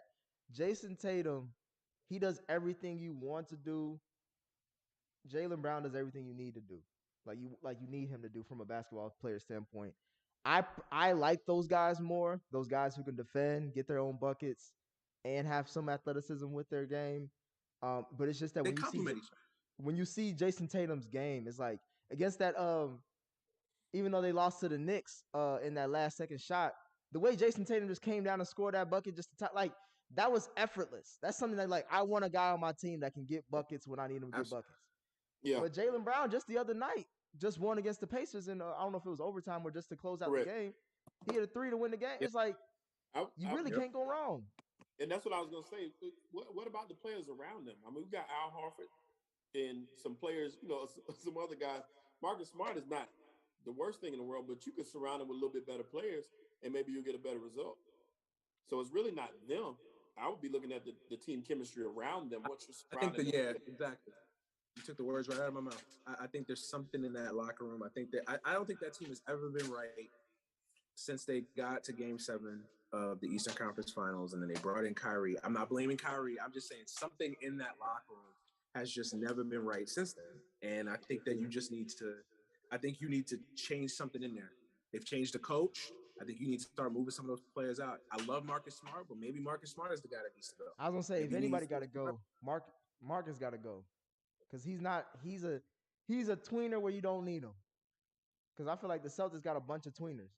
Like he's a point guard / shooting guard / just a ball defender, but he doesn't really excel well at all of those things. So I think you could let him go at this point. Brown? Marcus Smart. Oh yeah, Marcus Smart. But Yeah. if I'm trading anybody, I have to trade Jaylen Brown. I wouldn't trade Jaylen Brown, man. To me, I keep those two together, and I would trade Smart. And I think Smart would actually bring you back some value too, because I think he's a guy that would be valued around the league as a maybe not, obviously not as a superstar, but a guy that as one of those high level glue guys that can kind of be that X factor on a championship team. So. Yeah, I hate that conversation, man. And of course, it's been a narrative, obviously, because it's been going around. But I wouldn't break those two guys up, man. I don't think. Oh, I you think can keep them. You're just not winning. Issues with this. Yeah, you can keep them. It's only going to take you so That's far. the issue. That's what I'm saying. One of them has to go because of that. Do we know my man is a good coach though? Like, how come he's not being brought up? Like, bro, he just got there. He just got there, man. He less than 30 games, 40 games in. You tell him about he need to get fired? Listen. It must have been something that Brad Stevens. Brad Stevens knew what was up. Brad Stevens just got. Yeah. Hey, it was getting hot in that. Yeah, kitchen. he was like, man, fuck these niggas. Brad Stevens and that's a quote. That was, but I'm just. That saying, was in his press conference. They took it out. I'm just saying though, my man hasn't exactly lit the world on fire from a coaching perspective. I know he's just got there, so I'm not saying I'm not calling for his head or anything, but I'm just. You just did. No, I'm just saying, how do we know my man can coach? You threw out that nugget. The question that Tracy asked us was Jaylen or Jason, not the head coach. Because I'm answering the question. I don't think Jaylen. I think they both stay. I think they. Now, if you're telling me I'm trading Jaylen Brown and I'm getting, insert whoever, you know what I'm saying? If I'm getting a superstar, like a true Anthony Davis, I'm getting John Morant. I'm throwing a name out there. You getting John Morant? Okay, that's a different conversation. But if I'm trading Jaylen Brown and I'm getting who, like, okay, that's a lateral move at best. I'm not doing AD. I mean, if I was as a Lakers fan, I wouldn't necessarily mind that. But why would Boston take on Anthony Davis? Because they wanted him before. Yeah, they did. He a champion too. He could that championship could rub off on Jason. For real. Maybe. Next super chat we got Drink More Water asks, with the NFL regular season done with, who are some teams that are over / underachieved, breakout players, and teams that can play spoiler in the playoffs? Colts underachieved for me. You said you who, Colts? Yeah, Colts underachieved. I know you guys talked about it, so I won't beat the dead horse, but you can't lose that game Sunday. I honestly, and I love Frank Reich, but that's a fireable loss for me. That's a fireable loss. You lose to literally the Jacksonville Jaguars that literally had a sponsor run for cover because they didn't want to be involved in a quote unquote clown game or whatever, and you lose to that team on Sunday, and they outplayed you in every facet of the game. Yeah, I'm sorry. That's unacceptable. That's unacceptable. So I would throw in the Colts. I think the Vikings are perennial underachievers. That was my other one. I think the Panthers are underachievers too, honestly, low key. You paying a guy in Matt Rule. All I heard. Listen, you punched in the gut with that. I think the Panthers have better talent than what they've shown, man. And I think that, Matt Rule came into the NFL with a lot of hoopla. Remember, Matt Rule was supposed to get the Jets job, but decided to pass on it because he didn't get to pick his staff. Like, this guy came into the NFL with a lot of clout, and so far he ain't done squat. Yeah, and he's in Carolina. That's why, and they overpaid for him. That's why he went to Carolina. I wonder. And that team has more talent. And that team has more talent than the record would indicate. And for them to be this mediocre. For mine, I agree with you 100% on the underachievers. I had the Colts and I had the Vikings as my two underachievers. My overachievers were the Eagles and, of course, the Steelers. Breakout players was Jonathan Taylor. Nobody expected Jonathan Taylor to come out as strong as he did. And now he's a bona fide superstar overnight. And teams that can play spoiler, the San Francisco 49ers. The obvious underachiever to me is the Cleveland Browns. Yep, that's what I got. That's I'm sorry. That's a good one. I think just because they've been talked about all year long, people kind of forget about it. But it's just like you ESPN can't go from winning the division to losing, like being the last in the division, and nothing in your roster changed. But I guess the season. No, it was Odell's fault. Remember, it was Odell's fault. My bad. That's true too. Breakout player, obviously for me, is Jamar Chase. Everybody said, and I'm looking at Shelton when I say everybody said that he can't catch, and he wasn't shit. And that motherfucker not only broke records, but he may be the next Randy Moss. That was me, Nick.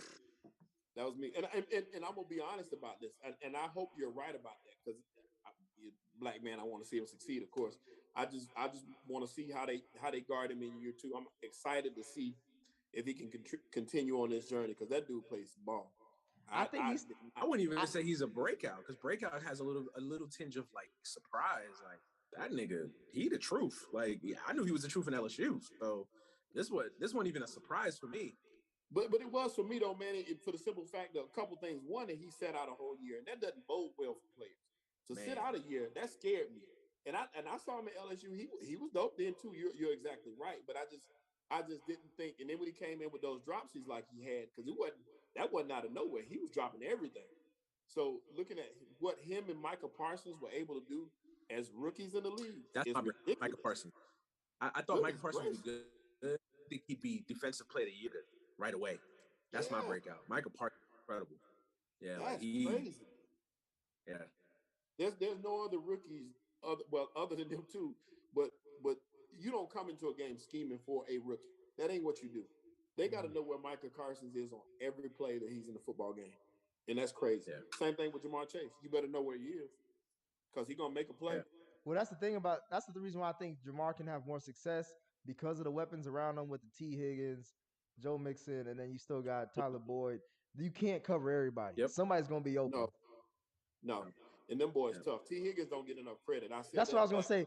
People forget how great T. Higgins was. Probably the steal of the draft that year. He got drafted by the Bengals. T. Higgins, yeah, absolutely. They was. That's why they got him with the 33rd pick. That was my problem with drafting Jamar Chase, is the fact that I thought that T. Higgins was so good, and I thought Tyler Boyd was good. I usually draft Tyler Boyd on my fantasy every year, but I thought that his wideouts were good enough. They didn't need it, but Jamar Chase shut that all up. Yeah, man. They're crazy. Well, I got Browns, underachievers, overachievers, obviously the Steelers for me. What was the other one? Star player, breakout player, and breakout player. Breakout player. COVID. Hey, COVID was undefeated. COVID. 2 years straight. I ain't never seen COVID go through a secondary like that before. Them stats were unreal, bro. A walking embodiment. COVID is undefeated. For real. But yeah, Jonathan Taylor's a good one. But Mac Jones, man. I'm gonna shout out Mac Jones, bro. Oh yeah. Who? Mac Jones. Yeah. I'm praying. And I forgot to ask. I'll ask Feefo in the chat. So we got to get our playoff picks. But I'm praying that the Pats get this upset win. I'm praying that the Pats get the upset win. Drink More Water asks, well, he sent in a super chat. Zion is still out. ... That's the most underrated story prior to NBA season. Hey, man, Q might be on to something, bro. That's all I'm gonna say.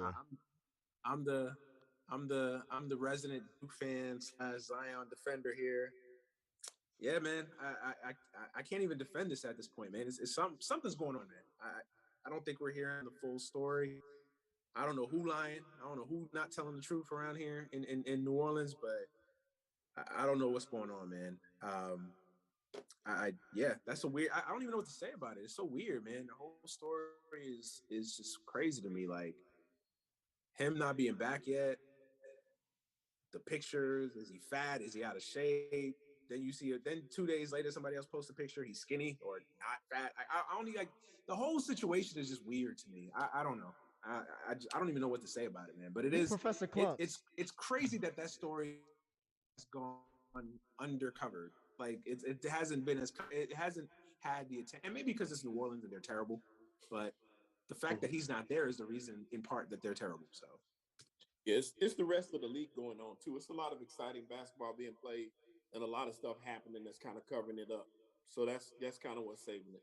And the Lakers being there, being the Lakers, is always going to help cover it.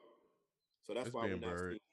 But it's crazy because he was supposed to be LeBron James. Yeah, they're burying the story. They are. That's all. That's what's They are. going on.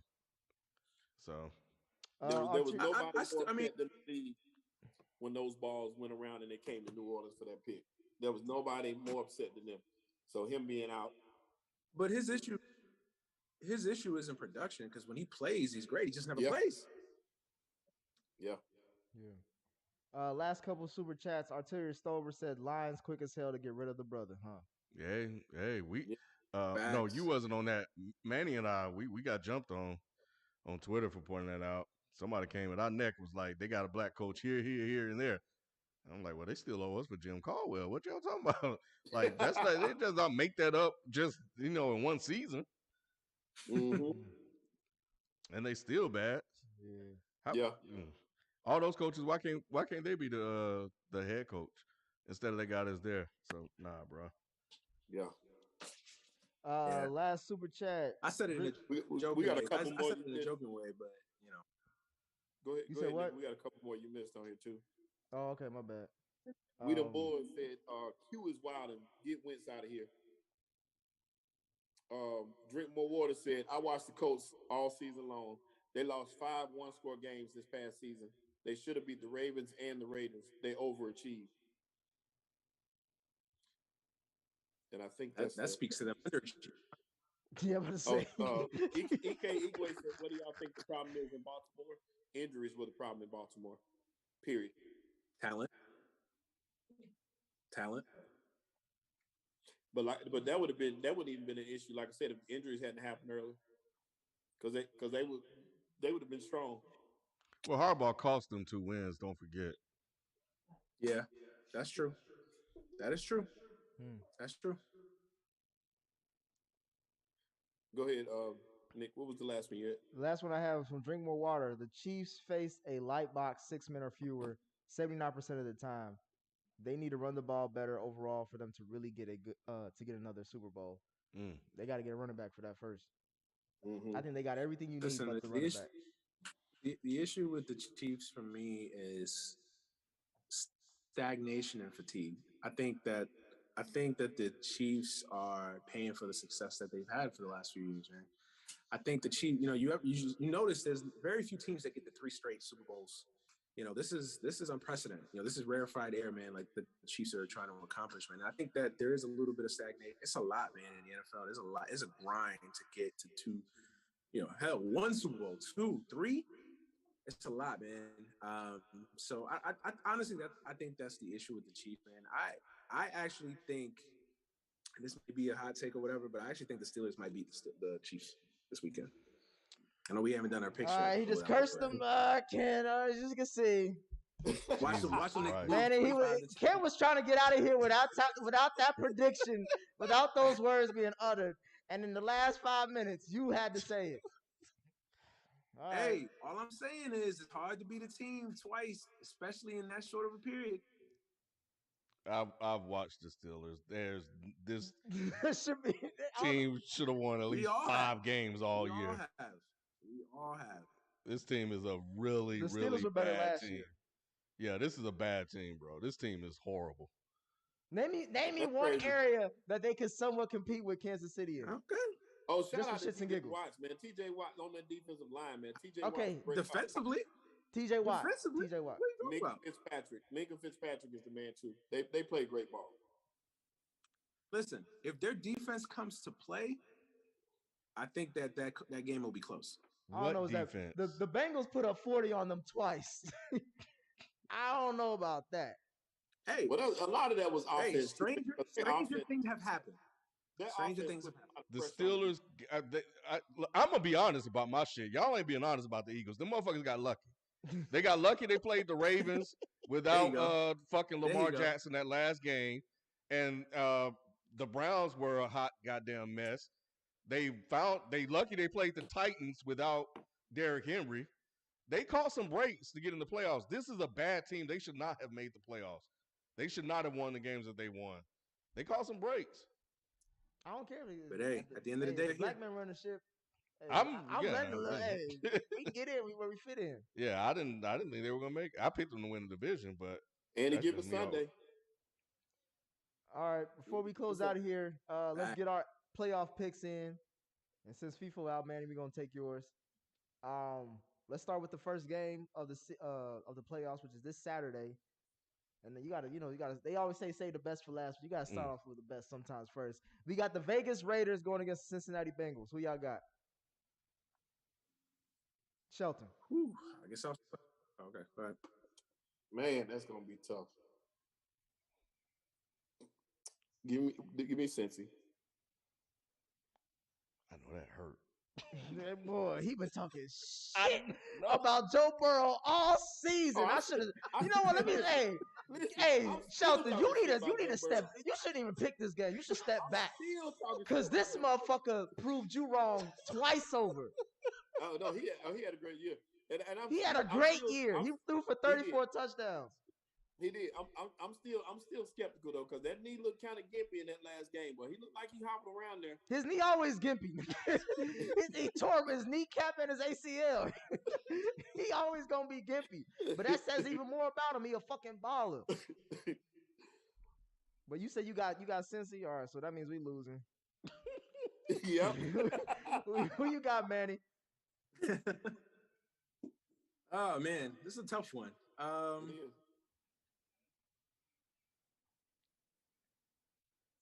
I think it'll be a close game, but I think Cincinnati's offense is a little too much. I don't know if the Raiders' defensive line, which is pretty good, I don't know if they're gonna if they can get to Burrow, obviously that changes the game, but I just think Cincinnati's offense is too much. Plus, it's been a long time since Cincinnati's won a playoff game, especially at home. So, yeah, I think Cincinnati. All right, it's been 31 years and still counting. It's been a year. Georgia ain't won in 41 years, and they broke that streak. So Cincinnati, it's been a lot of streaks being broken, bro. A lot of firsts happening. So, sometimes you need a guy to come along to do it. And I think I believed in Joe B since LSU. So I'm gonna ride with him, bro. I got Cincy.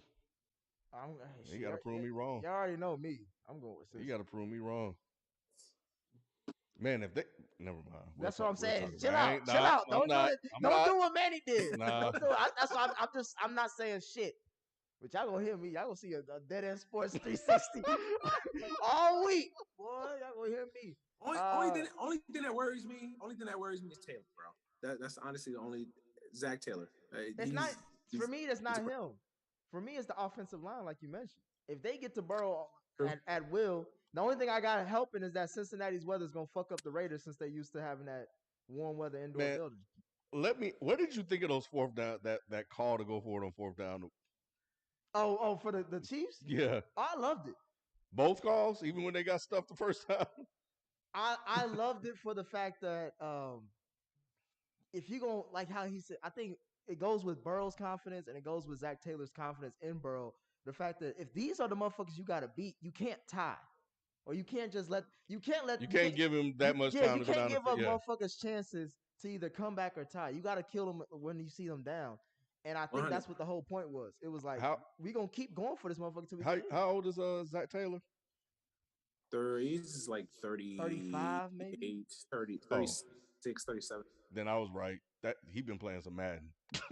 That was some Madden shit right there. He's 38. Yeah, that was clearly some Madden call right there, It bro. was. It was. Because nobody in their right goddamn mind would I do was some shit like shocked that he kept doing it, but I was like, if you want to, if this how you want to send a message, this how you send a message. Hey, we need more of that. I'm excited. And a lot I of like times it. it's not even about. A lot of times it's not even about going for it. Philosophically, it's about what play you choose. And I think a lot of times these coaches just, when they go for it on fourth down, they just pick horrible plays, or their team just execute these horrible plays. That's what I think it makes the call worse than what it actually is. But I'm with you. I think sometimes you just gotta go out there and set the tone. Like, yo, we're not the same old Bengals. Mm-hmm. Yeah.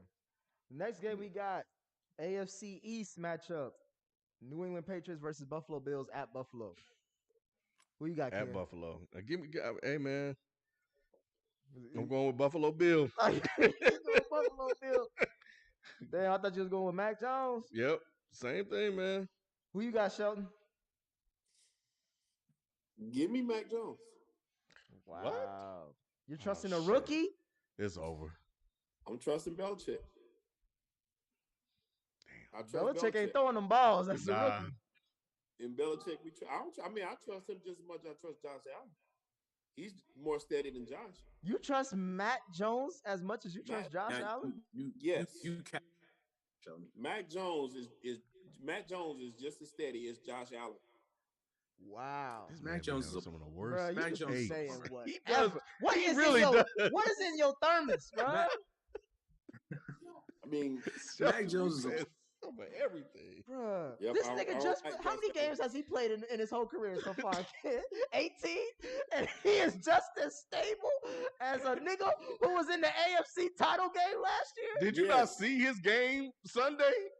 He did look stable. Did you not see the last time they played? No. I At didn't Buffalo? watch the game Sunday. I was locked in on the games that mattered. But no, I just think in that matchup, I'm going with Belichick. I trust Belichick over anybody else. Yeah, I didn't mean the Buffalo Bills. That came out wrong. I meant Buffalo Bill Belichick. No. Oh, so you going New England? Yeah, give me New England. Oh, shit. All right. Right, there you go. So you saying the same thing I'm saying, Ken? Yeah, but I've been on Bill Belichick and Mac Jones all year. You bandwagon Joe. Yeah, he bandwagon. Oh, you no, knew. I'm not. I've Especially never with been that on. I told whack-ass y'all I tape. thought the Bills overachieved. I said that all year. I always talk about the Bills. I never had faith. I ain't saying you. They ain't talking about your Bill I take. said I'm your talking take, about yeah. this Pats take. But that's all right, Sheldon. We got room. No, Belichick. Belichick. We is got the room. It's okay, man. Come on. We need guy. more No. people.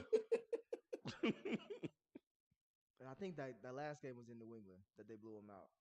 Either one. Who you got, Manny? I actually got New England. I don't trust the Bills, man. I don't. I can't get a read on the Bills. I don't know what team. 1 week the Bills look like world beaters, and the next week they scoring 13 points and can barely beat Jacksonville. Like, I just don't know what. I don't know what the Bills. To me, they're a very overrated team. Remember, like a few weeks ago, or not a few weeks ago, like maybe like 6-7 weeks ago, everybody had the Bills in the Super Bowl. They were this freight train. The Bills just start printing tickets to LA for the Bills. Yeah, I got the Patriots, and not even so much because I love the Patriots or I even believe in Mac Jones. I trust the Bills. Correct. That's the same thing I said. That's why I don't understand why. I don't understand what the disagreement was. I'm going with Buffalo. I just don't trust the rookie. I feel that. That's my main thing. If it was any other QB, it's a safer pick. It makes the most sense. Even if Baker was on the Patriots, I'll pick the Patriots if they had that. But I just can't trust. Bill should win this game. He should. If Josh Allen loses this game, bro, we're gonna have to have a serious talk. At home too, it'll be we're gonna have to serious talk. Yeah. The next one, we got an NFC battle: Philadelphia Eagles versus Tampa Bay Bucks. Yeah, y'all don't know what else. Oh fuck. That's what I'm saying. Give me the Eagles, man. You going with the Eagles? I refuse to pick Brady to win a game, bro. I'm sorry. and it's a black man that would do it. Give me the fucking Eagles.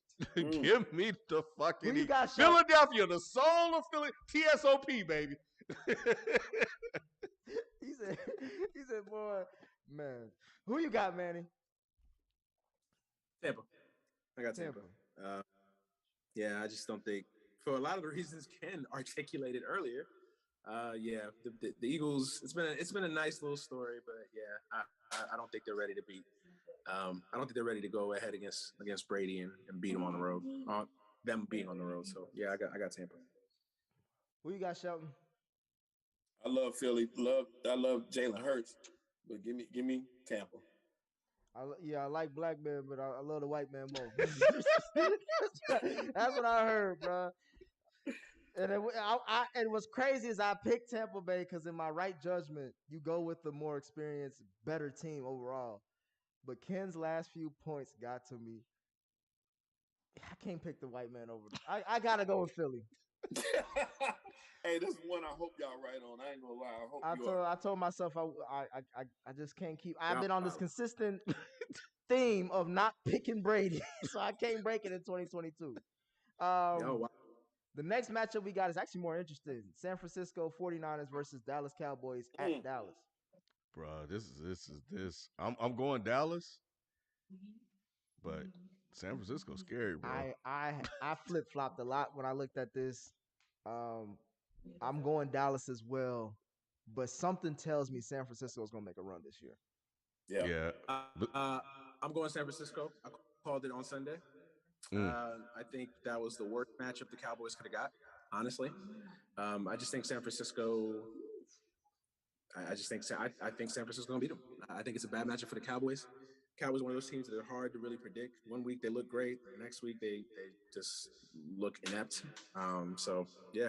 The main reason why I'm picking Dallas too is because of Jimmy G and Diggs on the other side. I think Diggs is gonna get Jimmy G once or twice. I'm done disrespecting Jimmy Garoppolo.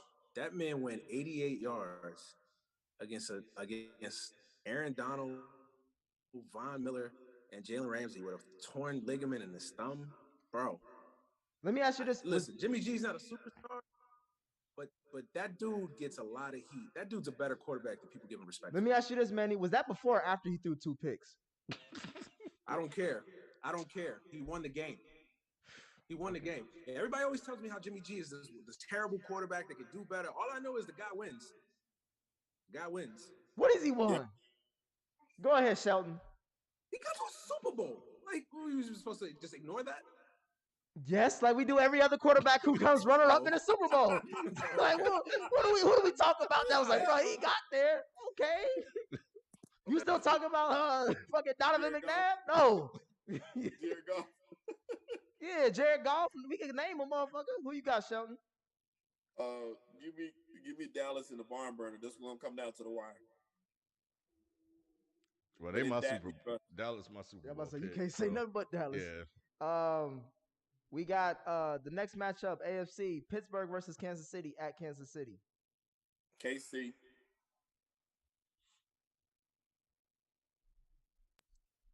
Who you got, Manny? Steelers. Wow. Bro, he is cursing your team, Jesus bro. Christ. You might as well go to opposite. Give me the fucking cheese, man. Give me the cheese. What fun is that? I could go pick every favorite, but what fun is that? You know there's going to be some upsets. I know. I know. This might get ugly. This is the last one of the weekend. I'm just saying, I would not be surprised. Ain't it written in like the football lore that Big Ben he's retiring, all this other stuff? It seems like get on the watch. Don't be surprised. I'm putting out here. What day? What's today? January 11th. What's today? January 11th. Yep. Tuesday, January 11th. Talk to me in 6 weeks. Remember this conversation. I'm going Kansas City. Because it's gonna be a wash.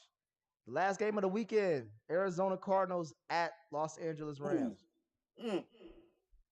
Cardinals. Stafford's overrated. This year's been proven. He's not a big time quarterback. He had a great season. I don't know what these niggas be tripping on, bro. He was the issue. I don't care. I'm tired. They won the division, did they not? The great narrative that poor Matthew Stafford, we should give him a Purple Heart because of all those years he had to endure in Detroit was the biggest one of the worst BS things I've ever heard. Like, bro, Matthew Stafford is so over. He's trash. Trash. Picks up on Tuesdays and Thursdays. He's trash. Trash. You could argue Matthew Stafford is the best quarterback in the division. He is the best quarterback in the division. Like, so you saying he trash? He is the best quarterback in But the division. this nigga want to throw a whole surprise party for Jimmy G. Like he did something.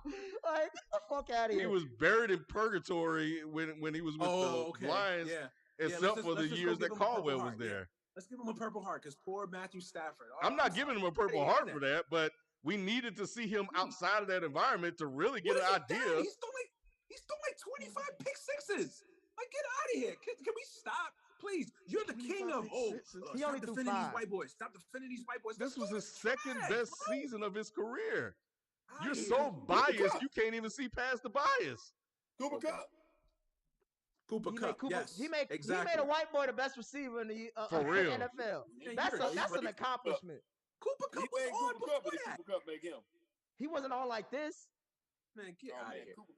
Cooper Kupp wasn't balling like that when golf was there. Y'all throw so much shit at Tom Brady, and here y'all are throwing bouquets at Matthew Stafford. I'm not throwing bouquets, but y'all got to stop with this unreasonable Stafford hate. Who is it? Ken, how many pick sixes has he thrown this year? He's thrown 5. We're not talking about pick sixes, Manny. The man came to the NFC West and took all them niggas out. He played better than y'all heralded fucking Kyler Murray. What the fuck he had? What the fuck he do as the season waned on? Jimmy G, we ain't even talking about him. What about fucking Russell Wilson?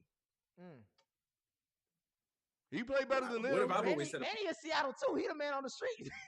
Come on, y'all need to stop.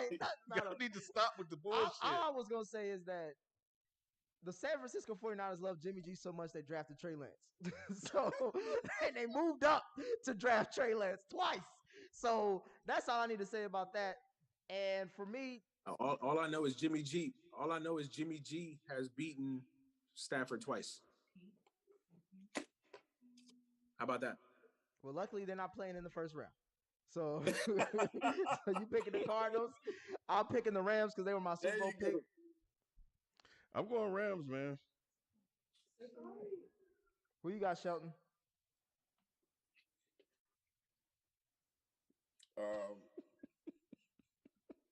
He looking at the niggas' eyes. It's not that difficult, Shelton. Make a pick, man. No, it is. Give me Arizona. You want. He got Stafford hating his heart too. Thank you. He got Stafford hating his heart too. Oh, it ain't so. It ain't Stafford. Thank you. Stafford. If they win, it's not gonna be because of Stafford. It's gonna be because of those other guys. The defense gonna make them play like they always do. Like Stafford ain't the quarterback. Like Stafford not throwing the ball to Cup. Like they didn't trade their whole future for Stafford. He to the other team just as much. He had this much. He had 17 picks. What are you talking about? That's a lot. Is it not? How many Herbert have?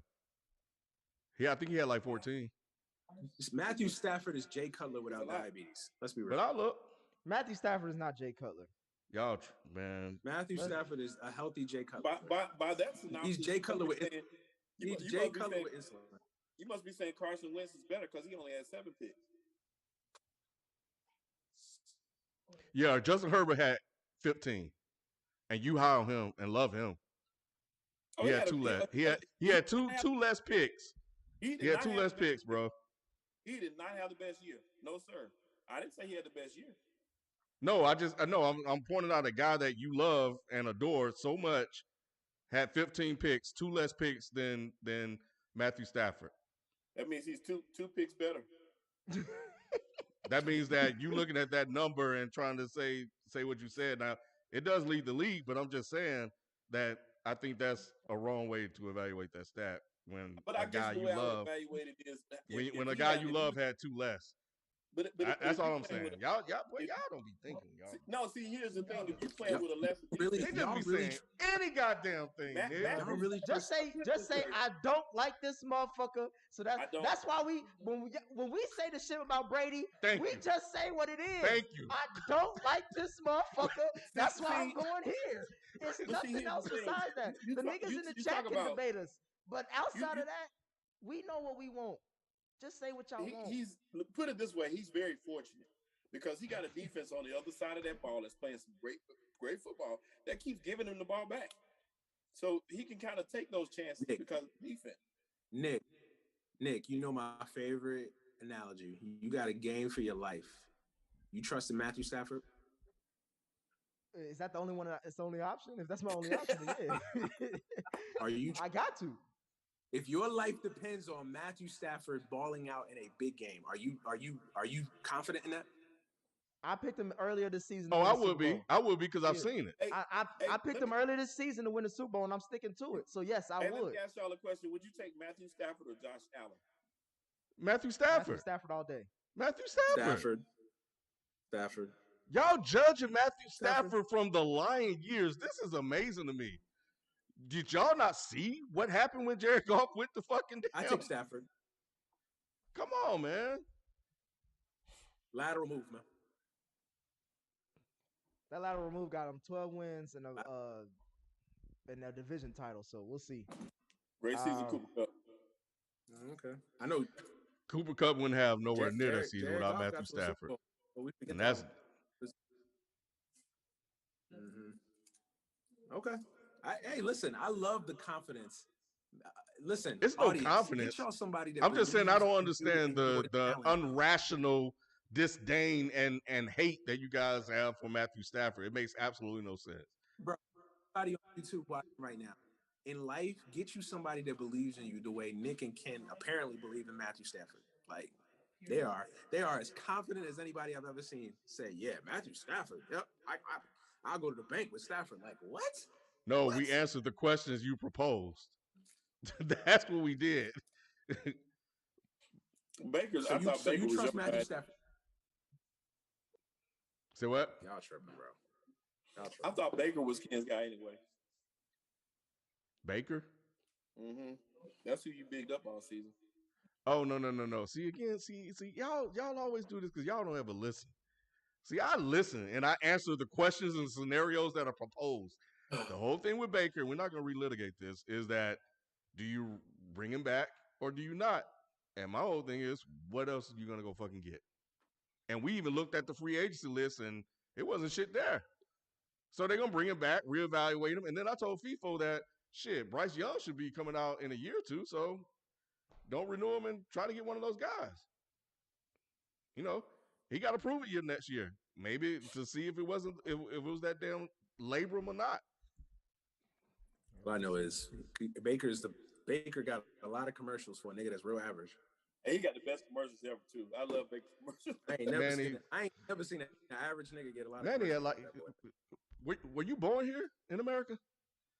You act like you new to America. Like average white men don't get shit all the time. I mean, I feel you. Touche. You right. That is true. That is true. I was just thinking, I was like, Lamar Jackson ain't got one commercial. I can't even argue. Yeah, you're right. This nigga got all of them. All right. That's all I got for all of them. That's all I got. Y'all got our picks. We'll see who's the top dog next weekend when we'll be in the division. We'll know who's in the divisional round. Yeah. Shout out to Matthew Stafford, the greatest quarterback that has ever lived.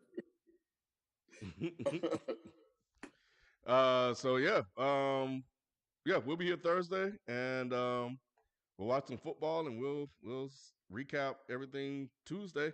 But yeah, man, good start to the year, and we'll make sure you guys D365 Sports every day. So make sure you guys check those out. Subscribe to the channel, share the videos, and we'll catch you guys Thursday. We out. Peace. Peace.